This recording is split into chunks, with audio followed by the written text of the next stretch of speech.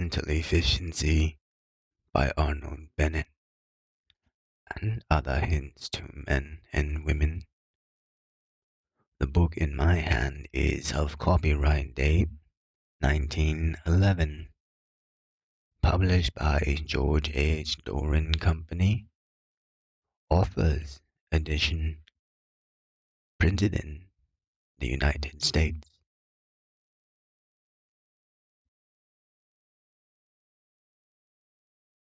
Contents 1.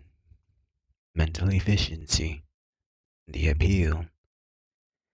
If there is any virtue in advertisements, and a journalist should be the last person to say that there is not, the American nation is rapidly reaching a state of physical efficiency of which the world has probably not seen the like since Sparta.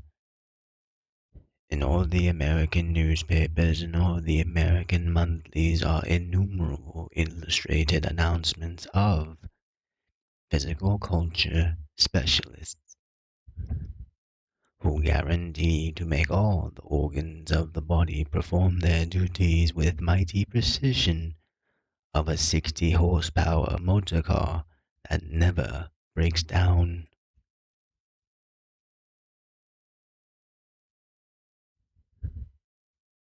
I saw a book the other day written by one of these specialists to show how perfect health could be attained by devoting a quarter of an hour a day to certain exercises. The advertisements multiply and increase in size. They cost a great deal of money. Therefore, they must bring in a great deal of business. Therefore, vast numbers of people must be worried about the non-efficiency of their bodies, and on the way to achieve efficiency. In our more modest British fashion, we have the same phenomenon in England, and it is growing. Our muscles are growing also. Surprise a man in his bedroom of a morning, and you will find him lying on his back on the floor, or standing on his head, or whirling clubs in pursuit of physical efficiency. I remember that once I went in for physical efficiency myself. I, too, lay on the floor, my delicate epidermis separated from the carpet by only the thinnest of garments, and I contorted myself according to the 15 diagrams of a large chart, believed to be the Magna Carta of physical efficiency. Daily after shaving, in 3 weeks my collars would not meet round my prize fighter's neck. My hosier reaped immense profits, and I came to the conclusion that I had carried physical efficiency quite far enough. A strange thing, was it not, that I never had the idea of devoting a quarter of an hour a day after shaving to the pursuit of mental efficiency. The average body is a pretty complicated affair, sadly out of order, but happily susceptible to culture. The average mind is vastly more complicated, not less sadly out of order, but perhaps even more susceptible to culture. We compare our arms to the arms of the gentleman illustrated in the physical efficiency advertisement, and we murmur to ourselves the classic phrase, "This will never do," and we set about developing the muscles of our arms until we can show them off through a frock coat to women at afternoon tea. But it does not, perhaps, occur to us that the mind has its muscles, and a lot of apparatus besides, and that these invisible, yet paramount, mental organs are far less efficient than they ought to be, that some of them are atrophied, others starved, others out of shape, etc. A man of sedentary occupation goes for a long walk on Easter Monday, and in the evening is so exhausted that he can scarcely eat. He wakes up to the inefficiency of his body caused by his neglect of it, and he is so shocked that he determines on remedial measures. Either he will walk to the office, or he will play golf, or he will execute the post-shaving exercises. But let the same man, after a prolonged sedentary course of newspapers, magazines, and novels, take his mind out for a stiff climb among the rocks of a scientific, philosophic, or artistic subject. What will he do? Will he stay out all day and return in the evening too tired even to read his paper? Not he. It is 10 to 1 that, finding himself puffing for breath after a quarter of an hour, he won't even persist till he gets his second wind. But he will come back at once. Will he remark with genuine concern that his mind is sadly out of condition, that he really must do something to get it into order? Not he. It is 100 to 1 that he will tranquilly accept the status quo, without shame and without very poignant regret. Do I make my meaning clear? I say, without a very poignant regret, because a certain vague regret is indubitably caused by realizing that one is handicapped by a mental inefficiency which might, without too much difficulty, be cured. That vague regret exudes like a vapor from the more cultivated section of the public. It is due to be detected everywhere, and especially among people who are near the halfway house of life. They perceive the existence of immense quantities of knowledge, not the smallest particle of which will they ever make their own. They stroll forth from their orderly dwellings on a starlit night, and feel dimly the wonder of the heavens. But the still small voice is telling them that, though they have read in a newspaper that there are 50,000 stars in the Pleiades, they can't even point to the Pleiades in the sky. How they would like to grasp the significance of the nebular theory, the most overwhelming of all theories. And the years are passing, and there are 24 hours in every day, out of which they work only 6 or 7, and it needs only an impulse, an effort, a system in order gradually to cure the mind of its slackness, to give tone to its muscles, and to enable it to grapple with the splendors of knowledge and sensation that await it. But the regret is not poignant enough. They do nothing. They go on doing nothing. It is as though they passed forever along the length of an endless table filled with delicacies, and could not stretch out a hand to seize. Do I exaggerate? Is there not deep in the consciousness of most of us a mournful feeling that our minds are like the liver of the advertisement, sluggish, that for the sluggishness of our minds there is the excuse neither of incompetence, nor of lack of time, nor of lack of opportunity, nor of lack of means? Why does not some mental efficiency specialist come forward and show us how to make our minds do the work which our minds are certainly capable of doing? I do not mean a quack.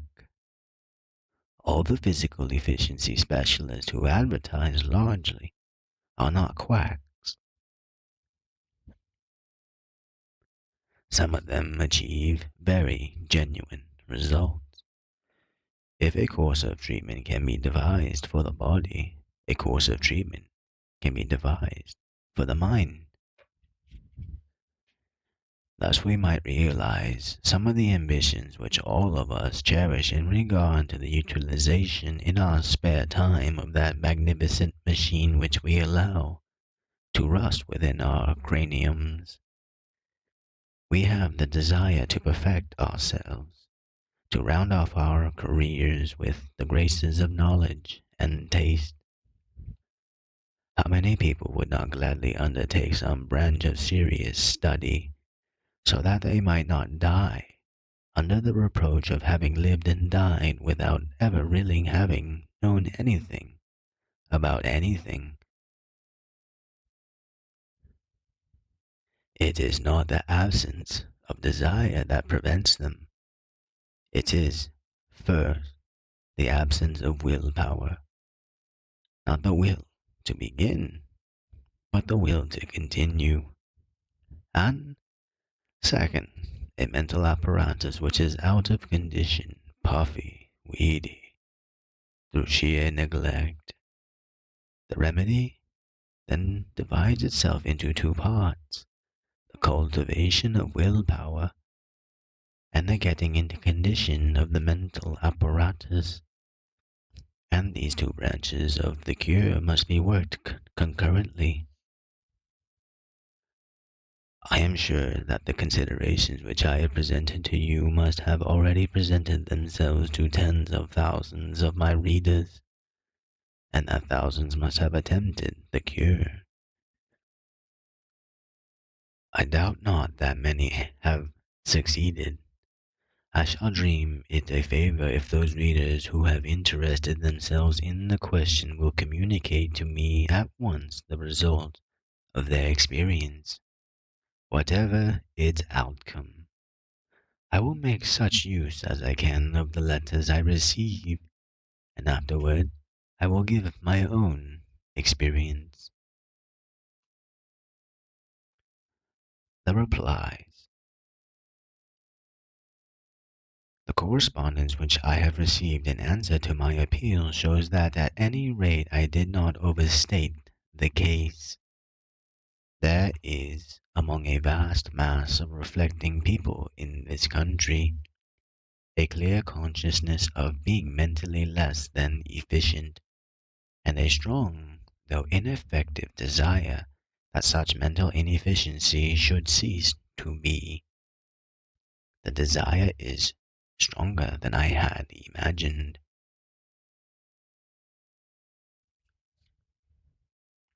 But it does not seem to have led to much hitherto, and that course of treatment for the mind, by means of which we are to realize some of the ambitions which all of us cherish in regard to the utilization in our spare time of the magnificent machine which we allow to rust within our craniums. That desiderated course of treatment has not apparently been devised by anybody. The Sandow of the brain has not yet loomed above the horizon. On the other hand, there appears to be a general expectancy that I personally am going to play the role of the Sandow of the brain. Vain thought. I have been very much interested in the letters, some of which, as a statement of the matter in question, are admirable. It is perhaps not surprising that the best of them come from women, for, genius apart, woman is usually more touchingly lyrical than man in the yearning for the ideal. The most enthusiastic of all the letters I have received, however, is from a gentleman whose notion is that we should be hypnotized into mental efficiency. After advocating the establishment of an institution of practical psychology from whence there can be graduated fit and proper people whose efforts would be in the direction of the subconscious mental mechanism of the child, or even the adult. This hypnotist proceeds. Between the academician whose specialty is an inconsequential cobweb, the medical man who has got it into his head that he is the logical foster father for psychonomical matters, and the blatant professor who deals with monkey tricks on a few somnambules on the music hall stage. You are allowing to go unrecognized one of the most potent factors of mental development. Am I? I have not the least idea what this gentleman means, but I can assure him that he is wrong. I can make more sense out of the remarks of another correspondent who, utterly despising the things of the mind, compares a certain class of young men to a halfpenny bloater with the row out, and asserts that he himself got out of the groove by dint of having to unload 10 tons of coal in 3 hours and a half every day during several years. This is interesting, and it is constructive, but it is just a little beside the point. A lady, whose optimism is indicated by her pseudonym Espérance, puts her finger on the spot, or rather on one of the spots, in a very sensible letter. It appears to me, she says, that the great cause of mental inefficiency is a lack of concentration, perhaps especially in the case of women. I can trace my chief failures to this cause. Concentration is a talent. It may be in a measure cultivated, but it needs to be inborn. The greater number of us are in a state of semi-slumber, with minds which are only exerted to one half their capability. I thoroughly agree that inability to concentrate is one of the chief symptoms of the mental machine being out of condition. Esperance's suggested cure is rather drastic. She said, perhaps one of the best cures for mental sedentariness is arithmetic, for there is nothing else which requires greater power of concentration. Perhaps arithmetic might be an effective cure, but is not a practical cure, because no one, or scarcely anyone, would practice it. I cannot imagine the plain man who, having a couple of hours to spare of a night, and having also the sincere desire, but not the willpower, to improve his taste and knowledge, would deliberately sit down and work sums by way of preliminary mental calisthenics. As Ibsen's puppet said, people don't do these things. Why do they not? The answer is simply because they won't. Simply because human nature will not run to it. Esperance's suggestion of learning poetry is slightly better. Certainly the best letter I have had is from Miss H.D.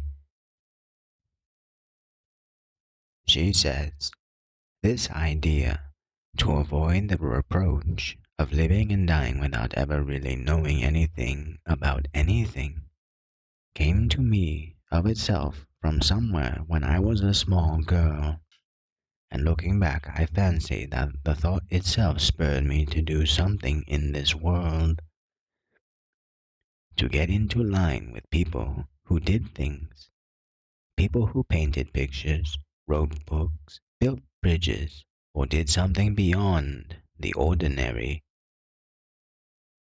This only has seemed to me, all my life since, worthwhile. Here I must interject that such a statement is somewhat sweeping. In fact, it sweeps a whole lot of fine and legitimate ambition straight into the rubbish heap of the not worthwhile. I think the writer would wish to modify it. She continues, and when the day comes in which I have not done some serious reading, however small the measure, or some writing, or I have been too sad or dull to notice the brightness of color, of the sun, of grass and flowers, of the sea, or the moonlight on the water, I think the day ill spent.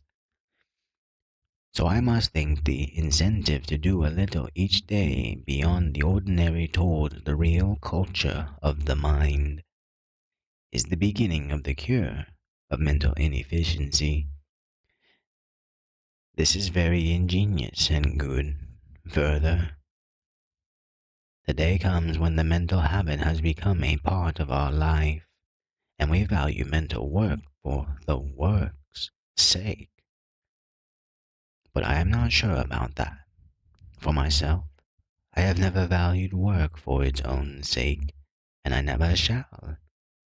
And I only value such mental work for the more full and more intense consciousness of being alive, which it gives me.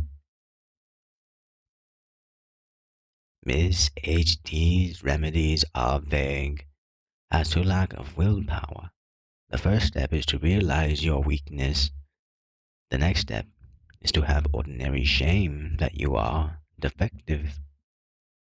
I gravely doubt, if these steps would lead to anything definite. Nor is this very helpful. I would advise reading, observing, writing. I would advise the use of every sense and every faculty by which we at last learn the sacredness of life. This is beginning the question. If people, by merely wishing to do so, could regularly and seriously read, observe, write, and use every faculty and sense, there would be very little mental inefficiency. I see that I shall be driven to construct a program out of my own bitter and ridiculous experiences. The cure, but tasks in hours of insight willed can be through hours of gloom fulfilled. The above lines from Matthew Arnold are quoted by one of my very numerous correspondents to support a certain optimism in this matter of a systematic attempt to improve the mind. They form part of a beautiful and inspiring poem, but I gravely fear that they run counter to the vast mass of earthly experience. More often than not, I have found that a task willed in some hour of insight cannot be fulfilled through hours of gloom. No, no, and no. To will is easy. It needs but the momentary bright contagion of a stronger spirit than one's own to fulfill, morning after morning, or evening after evening, through months and years. This is the very Dickens, and there is not one of my readers that will not agree with me. Yet such is the elastic quality of human nature that most of my correspondents are quite ready to ignore the sad fact and to demand at once, what shall we will? Tell us what we must will. Some seem to think that they have solved the difficulty when they have advocated certain systems of memory and mind training. Such systems may be in themselves useful or useless. The evidence furnished to me is contradictory. But were they perfect systems, a man cannot be intellectually born again merely by joining a memory class. The best system depends utterly on the man's power of resolution. And what really counts is not the system, but the spirit in which the man handles it. Now, the proper spirit can only be induced by a careful consideration and realization of the man's conditions, the limitations of his temperament, the strength of adverse influences, and the lessons of his past. Let me take an average case. Let me take your case, O man or woman of 30, living in comfort, with some cares and some responsibilities and some pretty hard daily work, but not too much of any. The question of mental efficiency is in the air. It interests you. It touches you nearly. Your conscience tells you that your mind is less active and less informed than it might be. You suddenly spring up from the garden seat, and you say to yourself that you will take your mind in hand and do something with it. Wait a moment.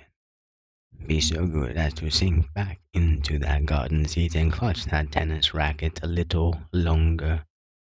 You have had these hours of insight before, you know. You have not arrived at the age of 30 without having tried to carry out noble resolutions and failed.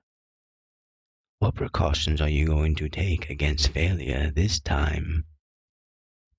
For your will is probably no stronger now than it was aforetime.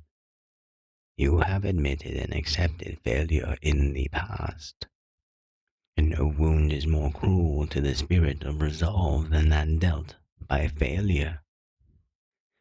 You fancy the wound closed, but just at the critical moment it may reopen and mortally bleed you. What are your precautions? Have you thought of them? No, you have not. I have not the pleasure of your acquaintance, but I know you because I know myself.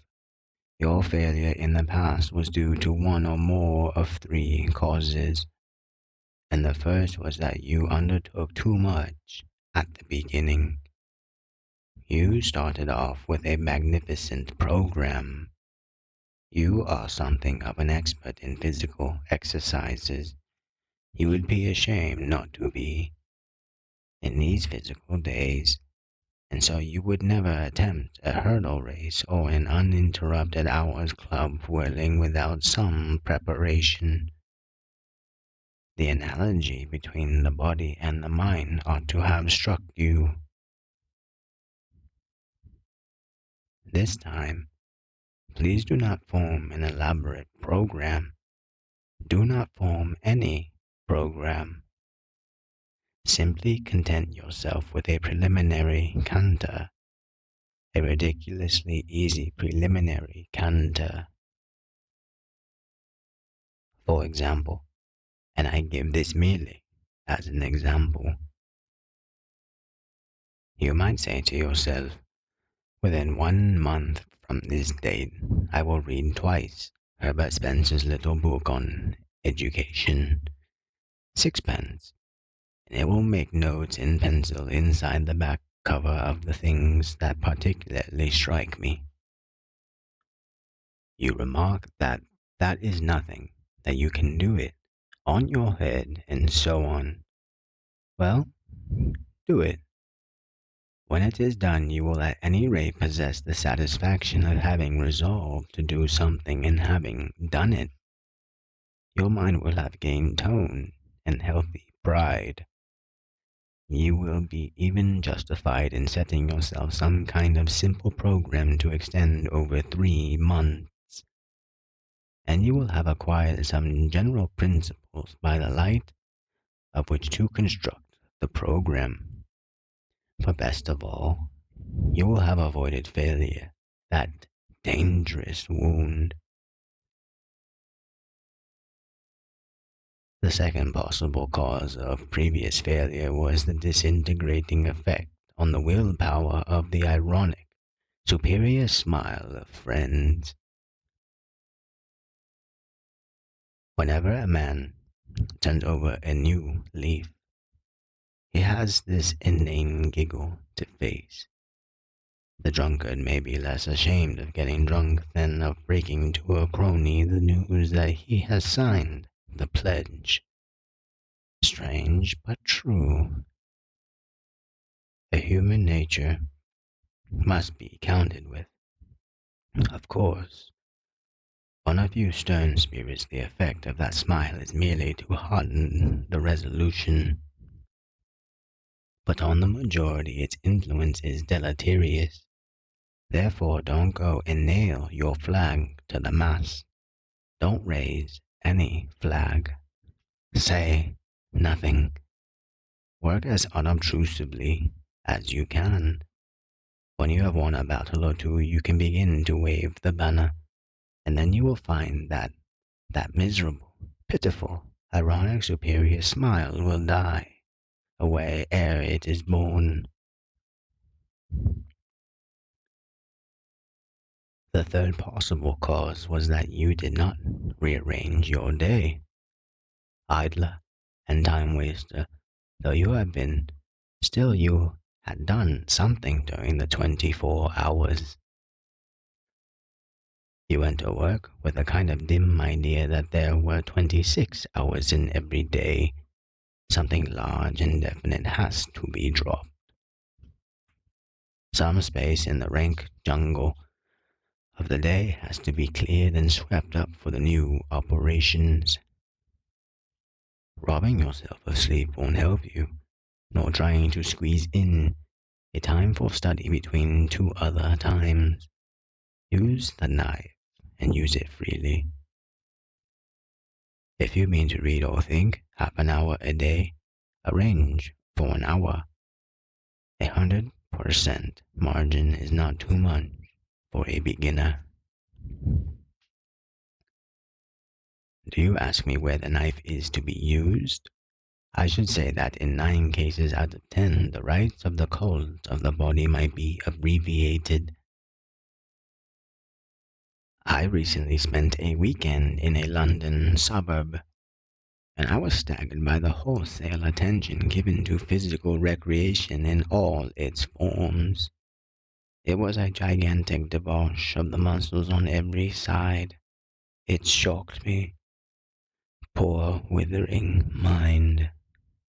I thought, cricket and football and boating and golf and tennis have their seasons, but not thou. These considerations are general and prefatory. Now I must come to detail. Mental calisthenics. I have dealt with the state of mind in which one should begin a serious effort towards mental efficiency, and also with the probable causes of failure in previous efforts. We come now to what I may call the calisthenics of the business. Exercises which may be roughly compared to the technical exercises necessary in learning to play a musical instrument. It is curious that a person studying a musical instrument will have no false shame whatever in doing mere exercises for the fingers and wrists, while a person who is trying to get his mind in order will almost certainly experience a false shame in going through performances which are undoubtedly good for him. Herein lies one of the great obstacles to mental efficiency. Tell a man that he should join a memory class, and he will hum and haw and say, as I have already remarked, that memory isn't everything. And, in short, he won't join the memory class, partly from indolence, I grant, but more from false shame. Is not this true? He will even hesitate about learning things by heart. Yet there are few mental exercises better than learning great poetry or prose by heart. 20 lines a week for 6 months. What a cure for debility. The chief, but not the only, merit of learning by heart as an exercise is that it compels the mind to concentrate. And the most important preliminary to self-development is the faculty of concentrating at will. Another excellent exercise is to read a page of no matter what, and then immediately to write down in one's own words or in the author's one's full recollection of it. A quarter of an hour a day, no more, and it works like magic. This brings me to the department of writing.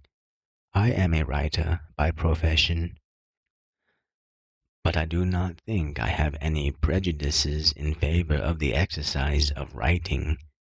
Indeed, I say to myself every morning that if there is one exercise in the world which I hate, it is the exercise of writing.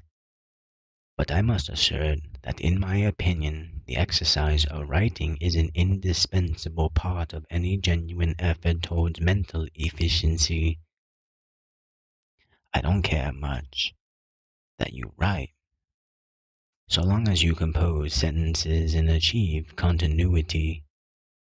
There are 40 ways of writing in an unprofessional manner, and they are all good. You may keep a full diary, as Mr. Arthur Christopher Benson says he does.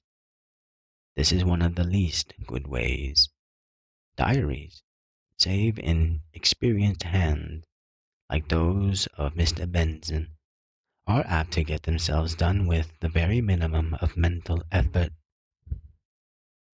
They also tend to an exaggeration of egotism, and if they are left lying about, they tend to strife. Further, one never knows when one may not be compelled to produce them in a court of law.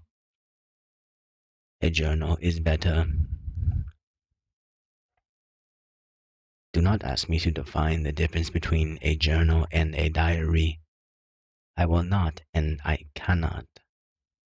It is a difference that one feels instinctively. A diary treats exclusively of oneself and one's doings. A journal roams wider and notes whatever one has observed of interest. A diary relates that one had lobster mayonnaise for dinner and rose the next morning with a headache, doubtless attributable to mental strain. A journal relates that Ms. whom one took into dinner had brown eyes and an agreeable trick of throwing back her head after asking a question, and gives her account of her husband's strange adventures in Colorado, etc. A diary is all I itself, I. To quote a line of the transcendental poetry of Mary Baker G. Eddy, a journal is the large spectacle of life. A journal may be special or general. I know a man who keeps a journal of all cases of current superstition which he actually encounters. He began it without the slightest suspicion that he was beginning a document of astounding interest and real scientific value.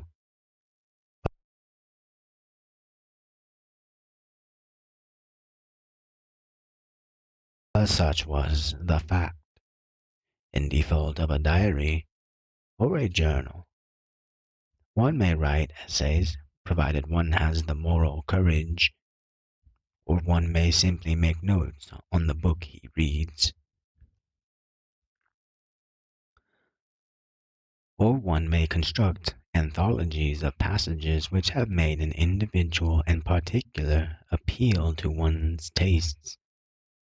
Anthology construction is one of the pleasantest hobbies that a person who is not mad about golf and bridge, that is to say, a thinking person, can possibly have. And I recommend it to those who, discreetly mistrusting their power to keep up a fast pace from start to finish, are anxious to begin their intellectual course gently and mildly. In any event, writing, the act of writing, is vital to almost any scheme. I would say it was vital to every scheme, without exception. Were I not sure that some kind of correspondent would instantly point out a scheme to which writing was obviously not vital. After writing comes thinking. The sequence may be considered odd, but I adhere to it. In this connection, I cannot do better than quote an admirable letter which I have received from a correspondent who wishes to be known only as an Oxford lecturer. The italics, except the last, are mine, not his. He says, till a man has got his physical brain completely under his control, suppressing its too great receptivity, its tendencies to produce idly the thoughts of others, and to be swayed by every passing gust of emotion. I hold that he cannot do a tenth part of the work that he would then be able to perform with little or no effort. Moreover, work apart, he has not entered upon his kingdom, and unlimited possibilities of future development are barred to him. Mental efficiency can be gained by constant practice in meditation, i.e., by concentrating the mind, say, for about 10 minutes daily, but with absolute regularity on some of the highest thoughts of which it is capable. Failures will be frequent, but they must be regarded with simple indifference and dogged perseverance in the path chosen.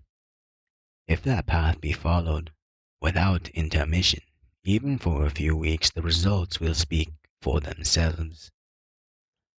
I thoroughly agree with what this correspondent says, and am obliged to him for having so ably stated the case. But I regard such a practice of meditation as he indicates as being rather an advanced exercise for a beginner. After the beginner has got under way and gained a little confidence in his strength of purpose, and acquired the skill to define his thoughts sufficiently to write them down, then it would be time enough, in my view, to undertake what an Oxford lecturer suggests. By the way, he highly recommends Miss Annie Besant's book, Thought Prayer, Its Control and Culture. He says that it treats the subject with scientific clearness and gives a practical method of training the mind. I endorse the latter part of the statement. So much for the more or less technical processes of stirring the mind from its sloth and making it exactly obedient to the aspirations of the soul. And here I close.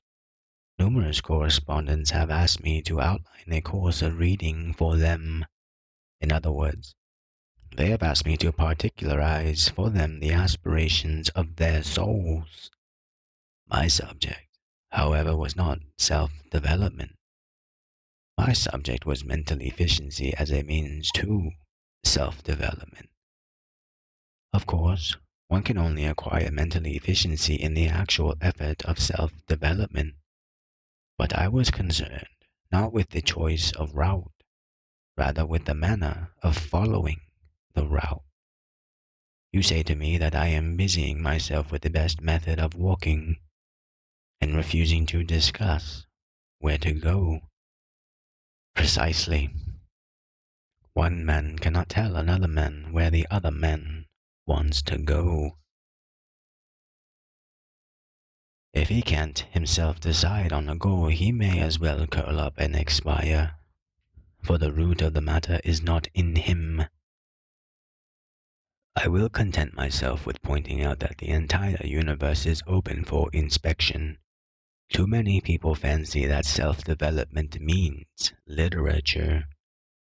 They associate the higher life with an intimate knowledge of the life of Charlotte Bronte or the order of the plays of Shakespeare. The higher life may just as well be butterflies, or funeral customs, or county boundaries, or street names, or mosses, or stars, or slugs, as Charlotte Bronte or Shakespeare. Choose what interests you. Lots of finely organized, mentally efficient persons can't read Shakespeare at any price.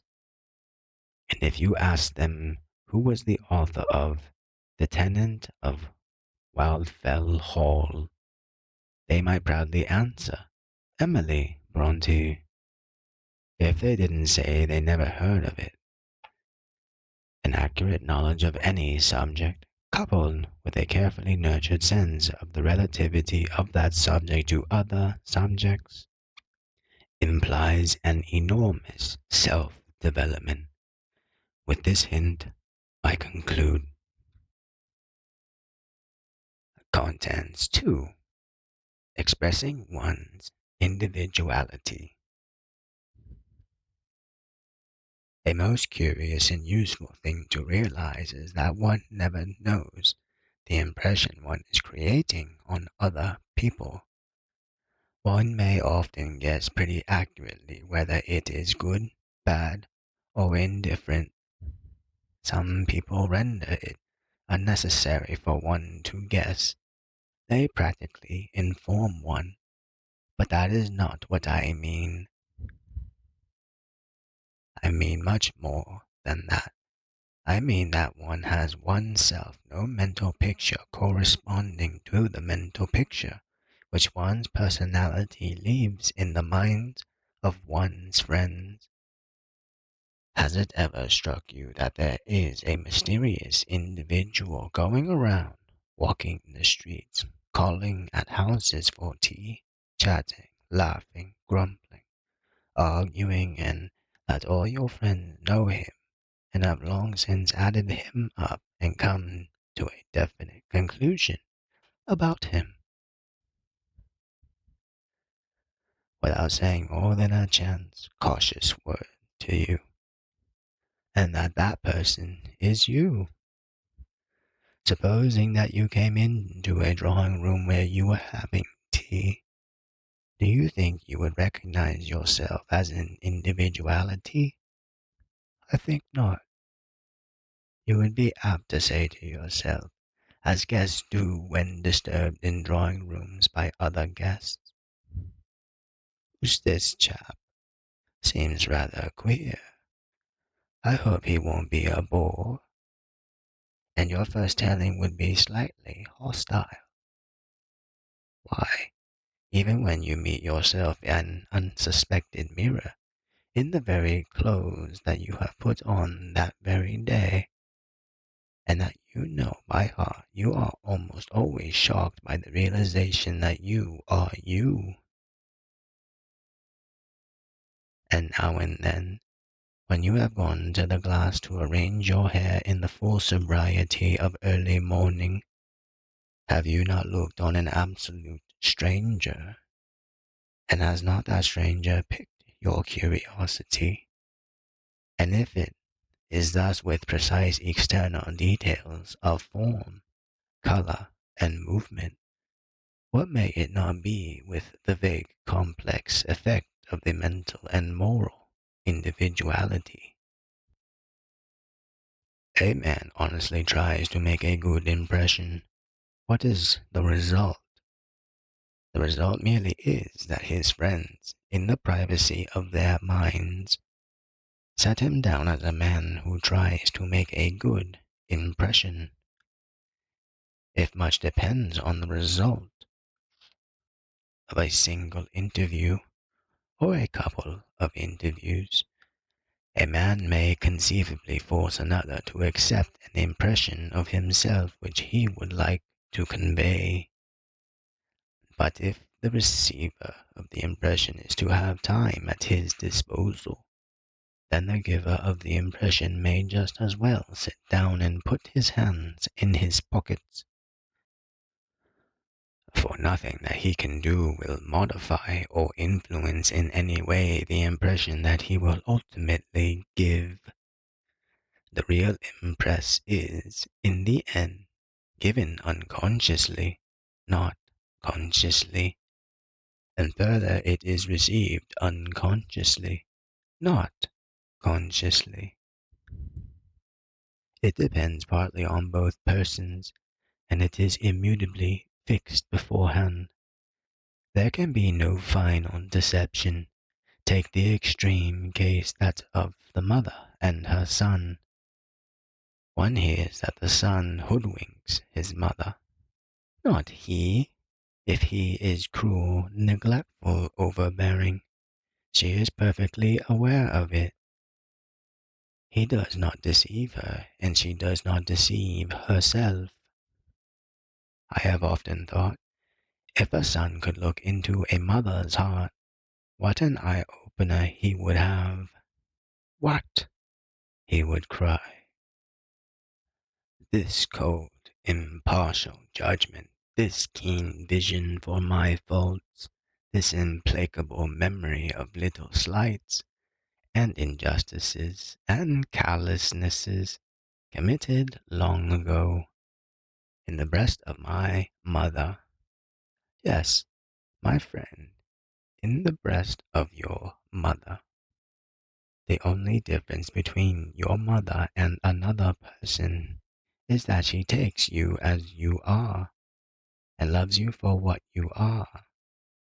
She isn't blind. Do not imagine it.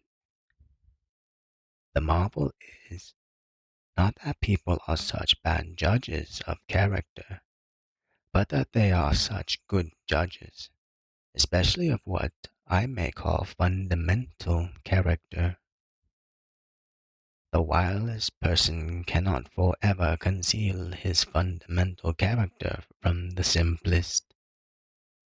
And people are very stern judges, too. Think of your best friends. Are you oblivious of their defects? On the contrary, you are perhaps too conscious of them. When you summon them before your mind's eye, it is no ideal creation that you see. When you meet them and talk to them, you are constantly making reservations in their disfavor, unless, of course, you happen to be a schoolgirl gushing over like a fountain with enthusiasm. It is well, when one is judging a friend, to remember that he is judging you with the same godlike and superior impartiality. It is well to grasp the fact that you are going through life under the scrutiny of a band of acquaintances who are subject to very few illusions about you, whose views of you are, indeed, apt to be harsh and even cruel. Above all, it is advisable to comprehend thoroughly that the things in your individuality which annoy your friends most are the things of which you are completely unconscious.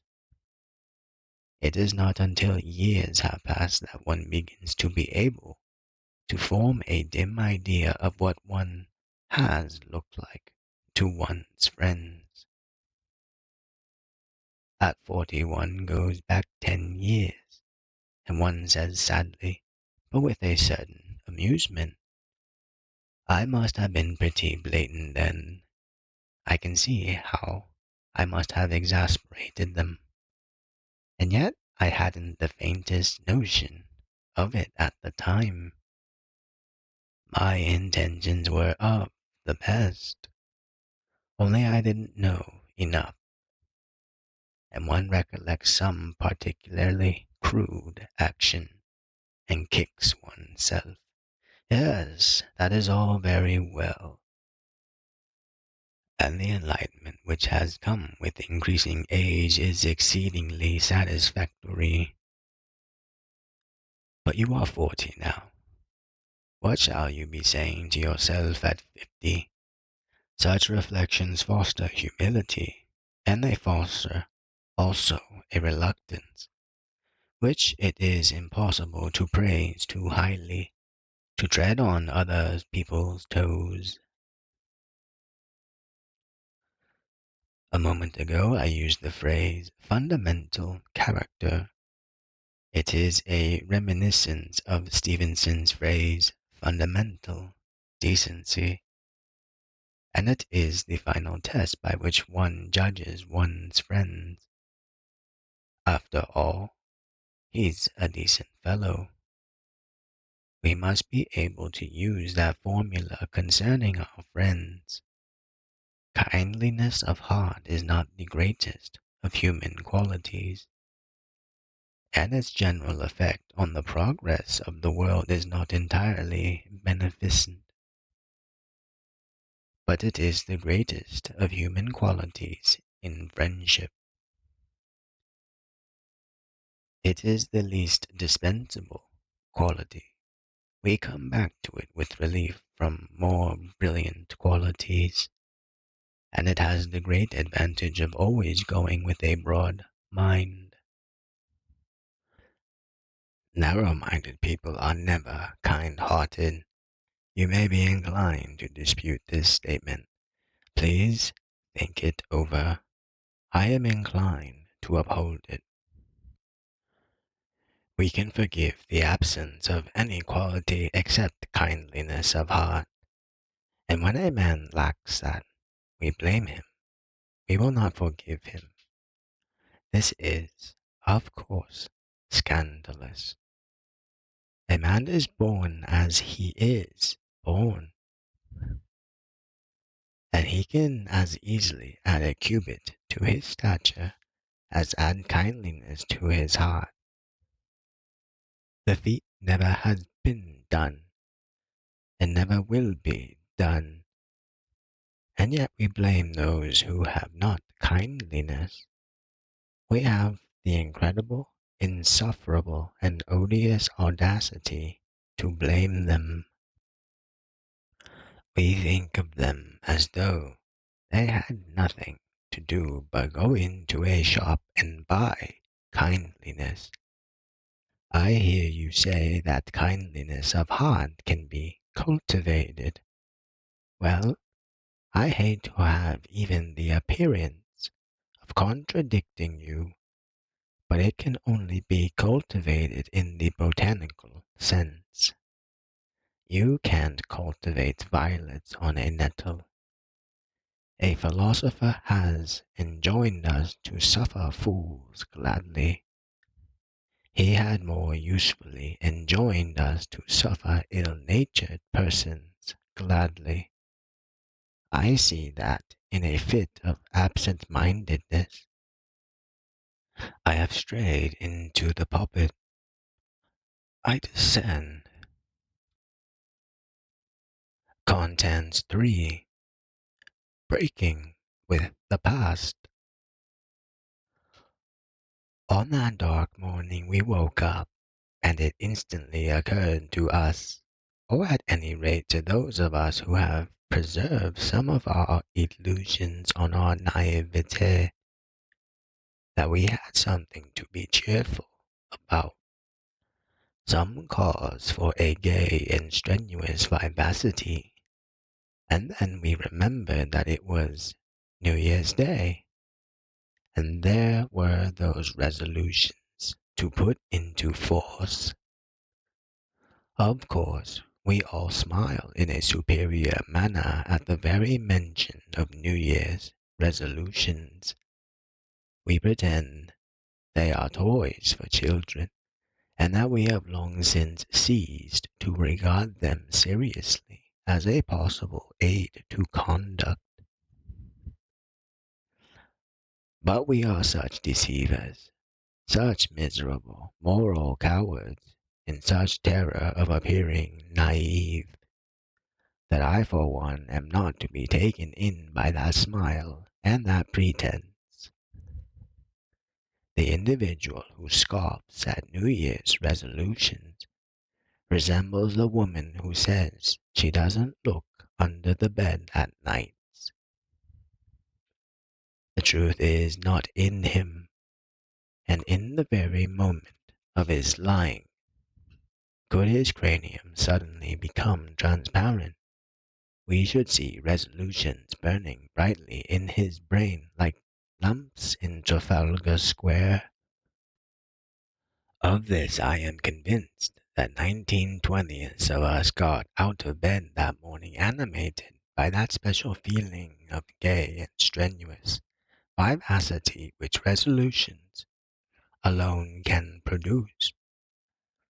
And 19/20ths of us were also conscious of a high virtue, forgetting that it is not the making of resolutions, but the keeping of them, which renders pardonable the consciousness of virtue.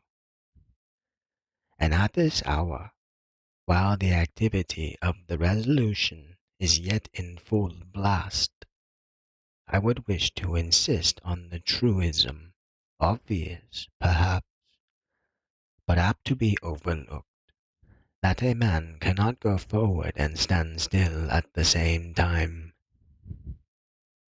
Just as moralists have often animadverted upon the tendency to live in the future,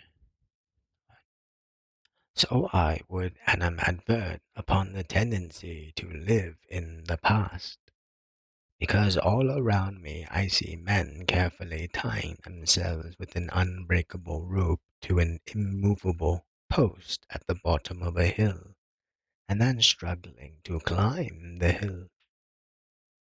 If there is one resolution more important than another, it is the resolution to break with the past. If life is not a continual denial of the past, then it is nothing. This may seem a hard and callous doctrine, but you know there are aspects of common sense which decidedly are hard and callous, and one finds constantly in plain common sense persons, oh rare and select band, a surprising quality of ruthlessness mingled with softer traits. Have you not noticed it? The past is absolutely interactable.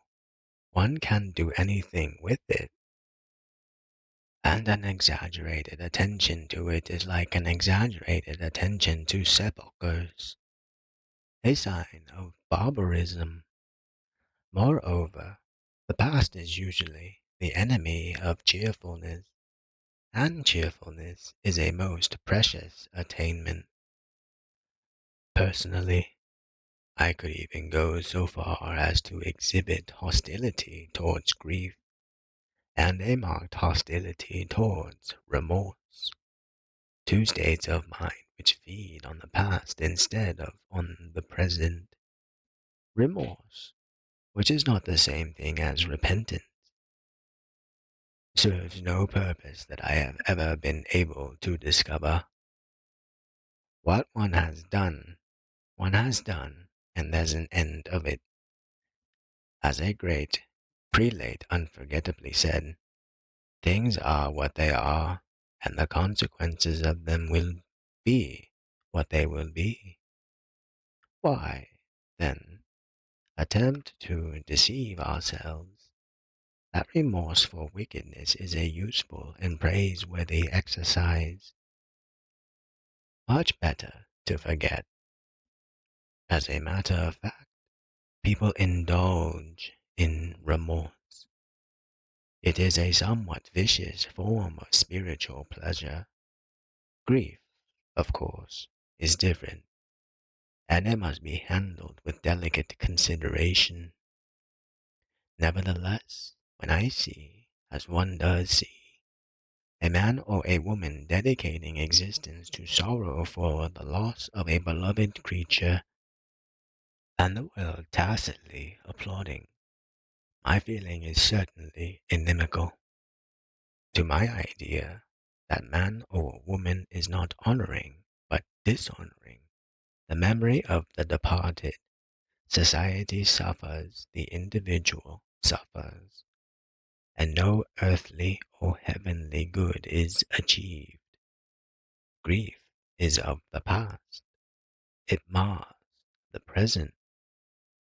It is a form of indulgence, and it ought to be bridled much more than it often is. The human heart is so large that mere remembrance should not be allowed to tyrannize over every part of it. But cases of remorse and absorbing grief are comparatively rare. What is not rare is that misguided loyalty to the past which dominates the lives of so many of us. I do not speak of leading principles, which are not likely to incommode us by changing. I speak of secondary yet still important things. We will not do so and so because we have never done it, as if that was a reason. Or we have always done so and so, therefore we must always do it, as if that was logic. This disposition to an irrational Toryism is curiously discoverable in advanced radicals, and it will show itself in the veriest trifles.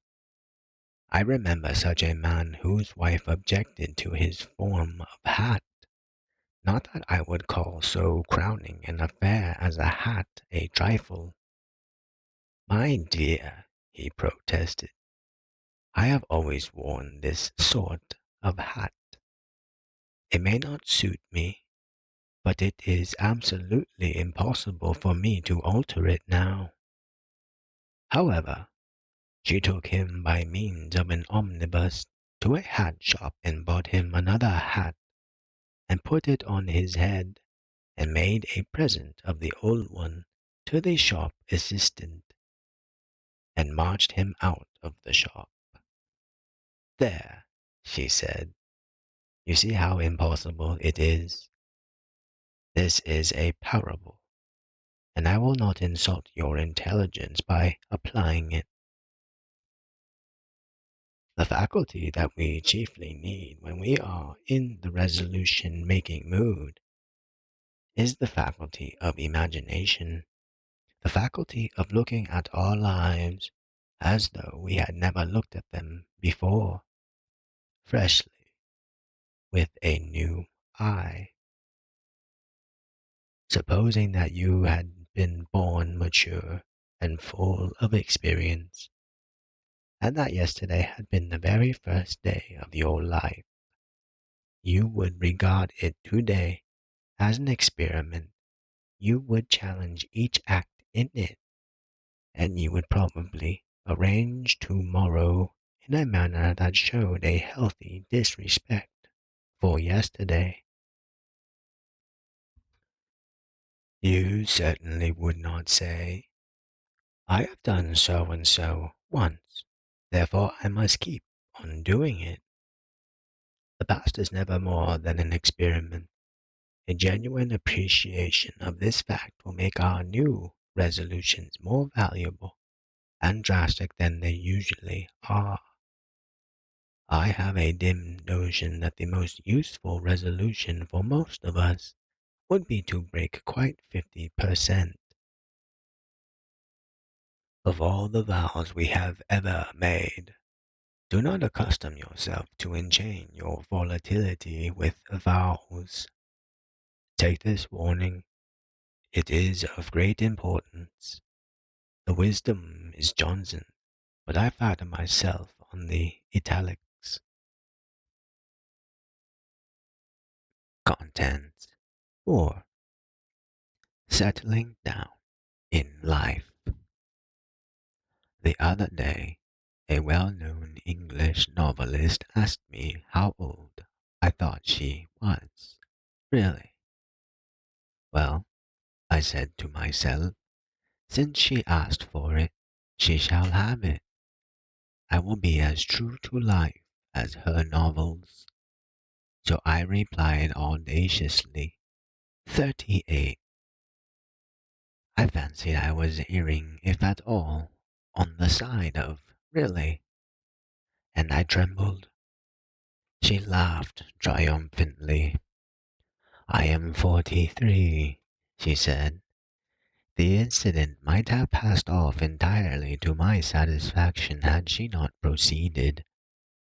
And now tell me how old you are. That was like a woman. Women imagine that men have no reticences, no pretty little vanities. What an error! Of course I could not be beaten in candor by a woman.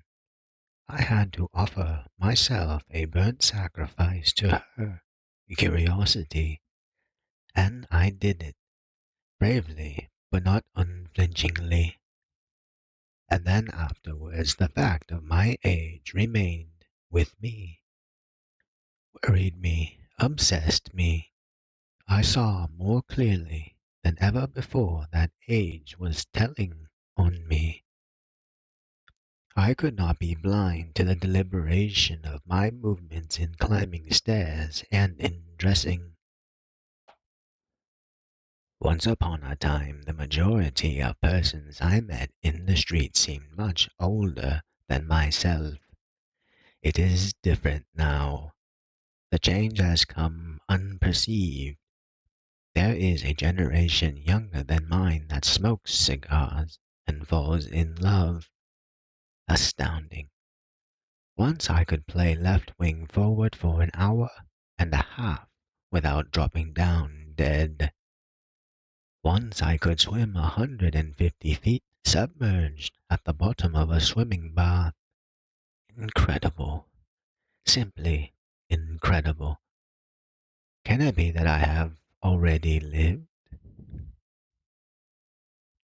And lo, I, at the age of nearly 40, am putting to myself the old questions concerning the intrinsic value of life, the fundamentally important questions. What have I got out of it? What am I likely to get out of it? In a word, what's it worth? If a man can ask himself a question more momentous, radical, and critical than these questions, I would like to know what it is. Innumerable philosophers have tried to answer these questions in a general way for the average individual, and possibly they have succeeded pretty well. Possibly I might derive benefit from a perusal of their answers. But do you suppose I am going to read them? Not I.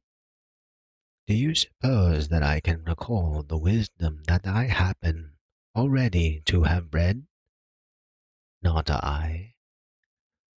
My mind is a perfect blank at this moment in regard to the wisdom of others on the essential question. Strange, is it not? But quite a common experience, I believe. Besides, I don't actually care twopence what any other philosopher has replied to my question. In this, each man must be his own philosopher. There is an instinct in the profound egoism of human nature which prevents us from accepting such ready-made answers. What is it to us what Plato thought? Nothing. And thus the question remains ever new and ever unanswered, and ever of dramatic interest. The singular, the highly singular thing is, and here I arrive at my point, that so few people put the question to themselves in time, that so many put it too late, or even die without putting it. I am firmly convinced that an immense proportion of my instructed fellow creatures do not merely omit to strike the balance sheet of their lives, they omit even the preliminary operation of taking stock. They go on and on and on, buying and selling they know not what, at unascertained prices, dropping money into the till and taking it out. They don't know what goods are in the shop, nor what amount is in the till, but they have a clear impression that the living room behind the shop is by no means as luxurious and as well ventilated as they would like it to be. And the years pass, and that beautiful furniture and that system of ventilation are not achieved. And then one day they die, and friends come to the funeral and remark, "Dear me, how stuffy this room is, and the shop's practically full of trash." Or, some little time before they are dead, they stay later than usual in the shop one evening and make up their minds to take stock and count the till, and the disillusion lays them low, and they struggle into the living room and murmur, "I shall never have that beautiful furniture, and I shall never have that system of ventilation. If I had known earlier, I would have at least got a few inexpensive cushions to go on with, and I would have put my fist through the pane in the window. But it's too late now. I'm used to Windsor chairs, and I should feel the draught horribly.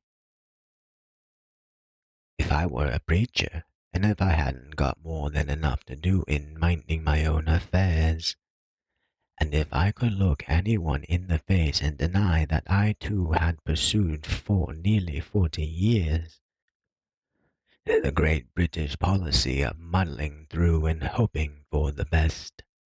In short, if things were not what they are, I would hire the Alhambra Theatre or Exeter Hall of a Sunday night, preferably the Alhambra, because more people would come to my entertainment, and I would invite all men and women over 26. I would supply the seething crowd with what they desired in the way of bodily refreshment. Except spirits, I would draw the line at poisons, and having got them and myself into a nice, amiable, expansive frame of mind, I would thus address them, of course in ringing eloquence that John Bright might have envied. Men and women, I would say, companions in the universal pastime of hiding one's head in the sand. I am about to impart to you the very essence of human wisdom. It is not abstract. It is a principle of daily application affecting the daily round in its entirety, from the strap hanging on the district railway in the morning to the strap hanging on the district railway the next morning. Beware of hope and beware of ambition. Each is excellently tonic, like German competition in moderation. But all of you are suffering from self-indulgence in the first, and very many of you are ruining your constitutions with the second. Be it known unto you, my dear men and women, that existence rightly considered is a fair compromise between two instincts. The instinct of hoping one day to live, and the instinct to live here and now. In most of you, the first instinct has simply got the other by the throat and is throttling it. Prepare to live by all means, but for heaven's sake, do not forget to live. You will never have a better chance than you have at present. You may think you will have, but you are mistaken. Pardon this bluntness. Surely you are not so naive as to imagine that the road on the other side of the hill there is more beautiful than the piece you are now traversing. Hopes are never realized, for in the act of realization they become something else. Ambitions may be attained, but ambitions attained are rather like burnt coal. 90% of the heat generated has gone up the chimney instead of into the room. Nevertheless, indulge in hopes and ambitions, which, though deceiving, are agreeable deceptions. Let them cheat you a little, a lot, but do not let them cheat you too much. This that you are living now is life itself. It is much more life itself than that which you will be living 20 years hence. Grasp that truth. Dwell on it. Absorb it. Let it influence your conduct to the end that neither the present nor the future be neglected. You search for happiness. Happiness is chiefly a matter of temperament.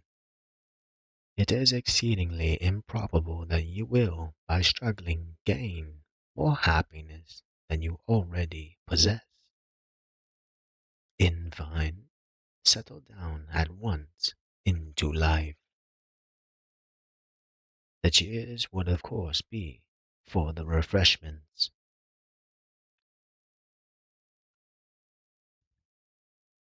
There is no doubt that the mass of the audience would consider that I had missed my vocation and ought to have been a caterer instead of a preacher.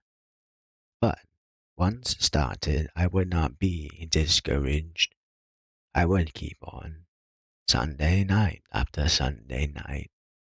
Our leading advertisers have richly proved that the public will believe anything if they are told of it often enough.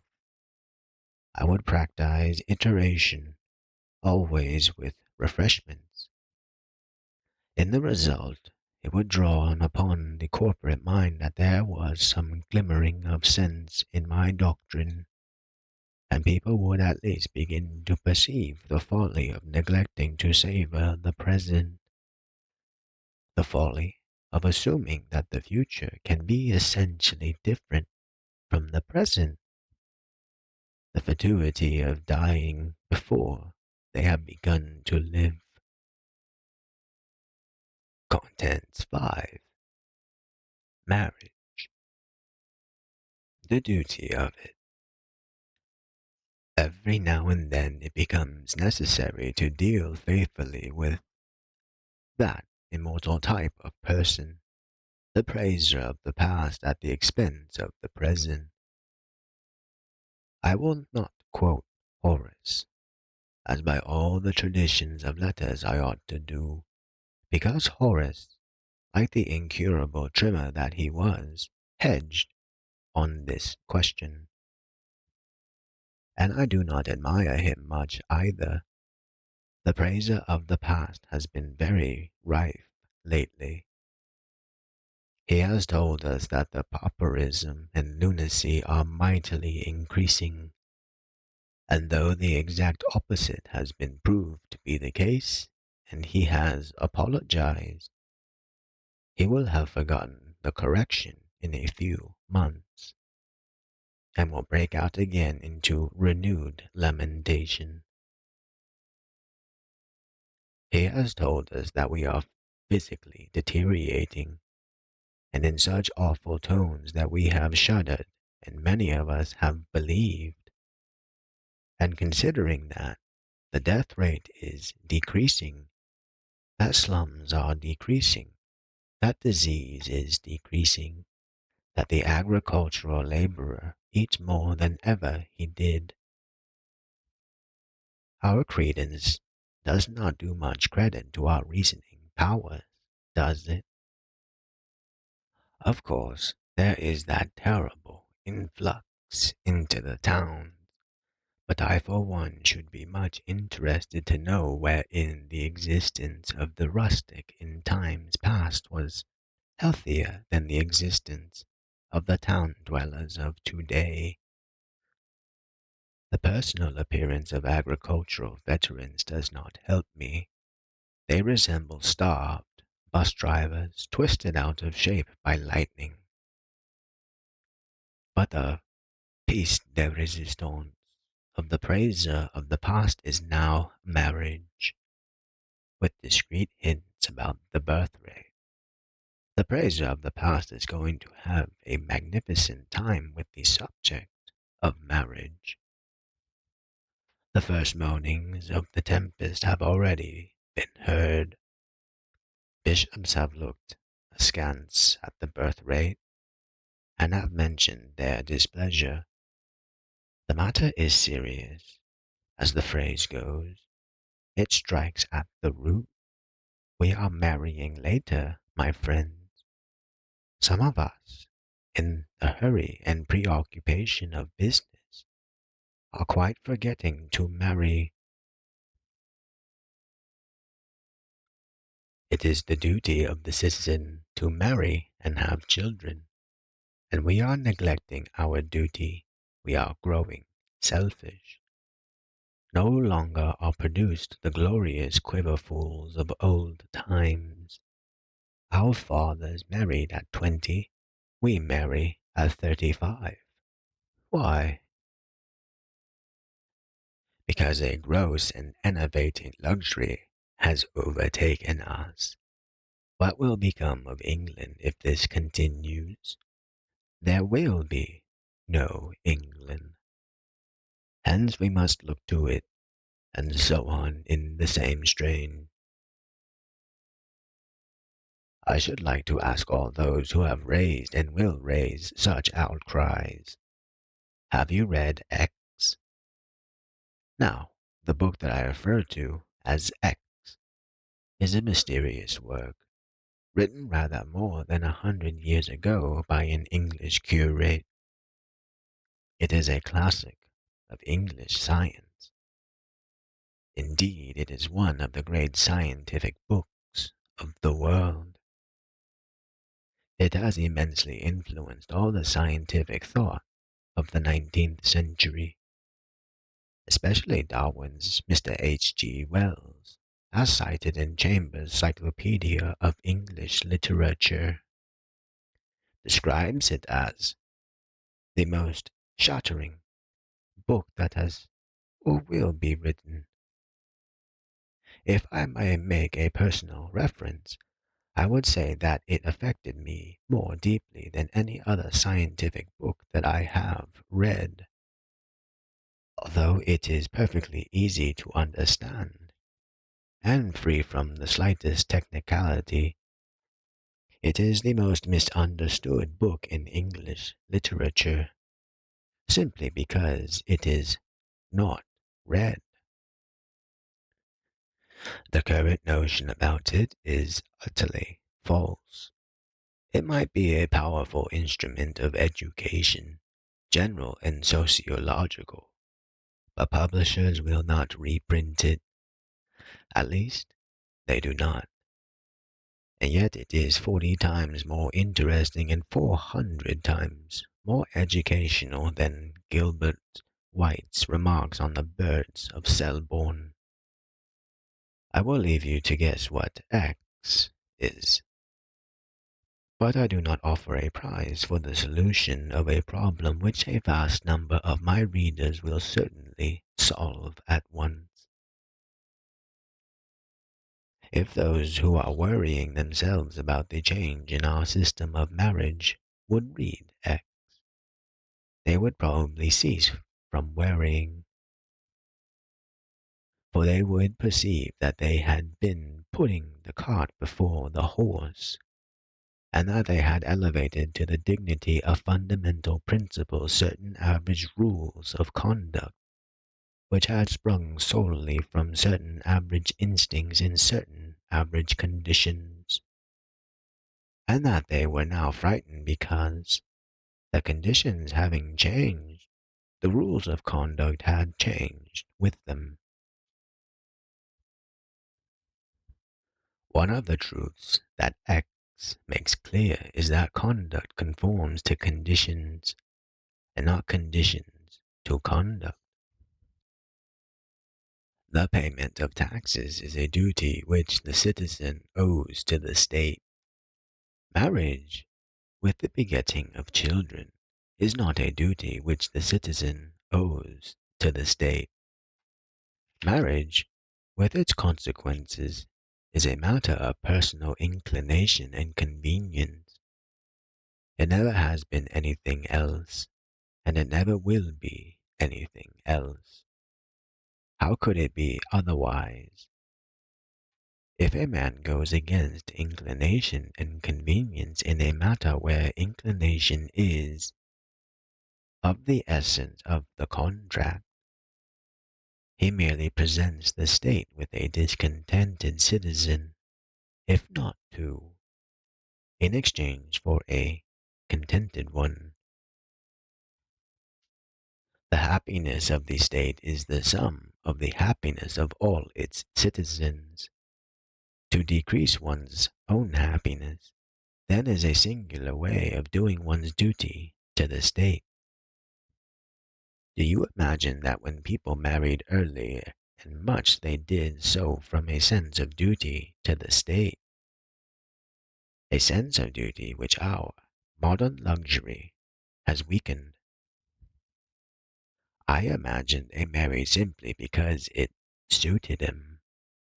They married from sheer selfishness, and as all decent people do marry, and do those who clatter about the duty of marriage kiss the girls of their hearts with an eye to the general welfare.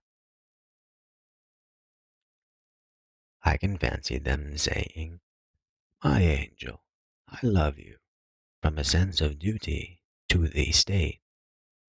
Let us rear innumerable progeny from a sense of duty to the state. How charmed the girls would be!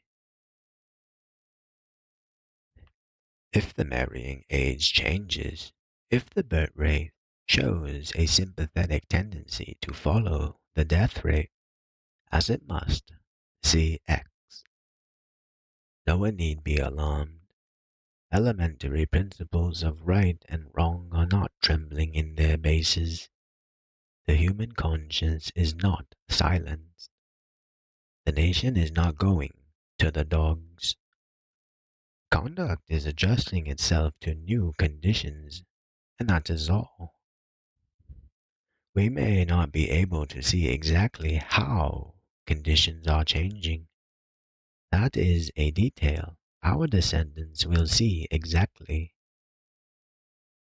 Meanwhile, the change in our conduct affords us some clue, and although certain nervous persons do get alarmed, and do preach, and do take measures, the rest of us may remain placid in the sure faith that measures will avail nothing whatever.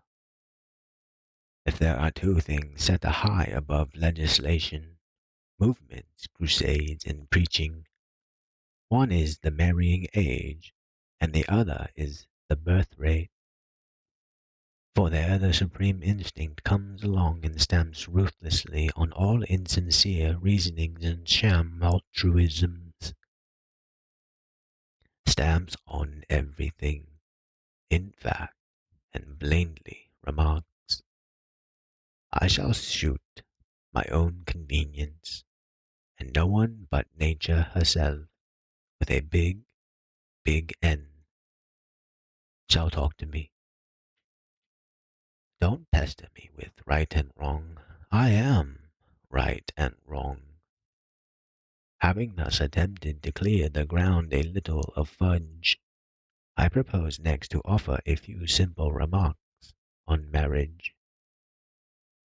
the adventure of it, having endeavored to show that men do not and should not marry from a sense of duty to the state or to mankind, but simply and solely from an egoistic inclination to marry. I now proceed to the individual case of the man who is in a position to marry, and whose affections are not employed. Of course, if he has fallen in love, unless he happens to be a person of extremely powerful will, he will not weigh the pros and cons of marriage. He will merely marry, and 40,000 cons will not prevent him. And he will be absolutely right and justified, just as the straw, as it rushes down the current, is absolutely right and justified. But the privilege of falling in love is not given to everybody, and the inestimable privilege of falling deeply in love is given to few. However, the man whom circumstances permit to marry, but who is not in love, or is only slightly amorous, will still think of marriage. How will he think of it? I will tell you. In the first place, if he has reached the age of 30 unscathed by Aphrodite, he will reflect that that particular feeling of romantic expectation with which he gets up every morning would cease to exist after marriage, and it is a highly agreeable feeling. In its stead, in moments of depression, he would have the feeling of having done something irremediable, of having definitely closed an avenue for the outlet of his individuality. Kindly remember that I am not describing what this human man ought to think. I am describing what he does think. In the second place, he will reflect that after marriage he could no longer expect the charming welcomes which bachelors so often receive from women. He would be done with as a possibility, and he does not relish the prospect of being done with as a possibility. Such considerations, all connected more or less with the loss of freedom. Oh, mysterious and thrilling word, will affect his theoretical attitude, and be it known that even the freedom to be lonely and melancholy is still freedom. Other ideas will suggest themselves. One morning while brushing his hair he will see a grey hair, and, however young he may be, the anticipation of old age will come to him. A solitary old age, a senility dependent for its social and domestic requirements on condescending nephews and nieces, or even more distant relations. Awful, unthinkable, and his first movement, especially if he has read that terrible novel, Fort comme la mort of de Maupassant, is to rush out into the street and propose to the first girl he encounters, in order to avoid this dreadful nightmare of a solitary old age. But before he has got as far as the doorstep, he reflects further. Suppose he marries, and after 20 years his wife dies and leaves him a widower. He will still have a solitary old age, and a vastly more tragical one than if he had remained single. Marriage is not, therefore, a sure remedy for a solitary old age. It may intensify the evil. Children? But suppose he doesn't have any children. Suppose, there being children, they die. What anguish! Suppose merely that they are seriously ill and recover. What an aging experience. Suppose they prove a disappointment. What endless regret. Suppose they turn out badly. Children do. What shame. Suppose he finally becomes dependent upon the grudging kindness of an ungrateful child. What a supreme humiliation. All these things are occurring constantly, everywhere.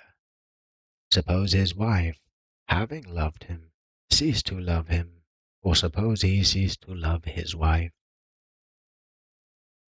Ces souches ne se commandent pas. These things do not command themselves. Personally, I should estimate that in not 1%, even of romantic marriages, are the husband and wife capable of passion for each other after 3 years. So brief is the violence of love, in perhaps 33%. Passion settles down into a tranquil affection, which is ideal. In 50% it sinks into sheer indifference, and one becomes used to one's wife or one's husband as to one's other habits. And in the remaining 16% it develops into dislike or detestation.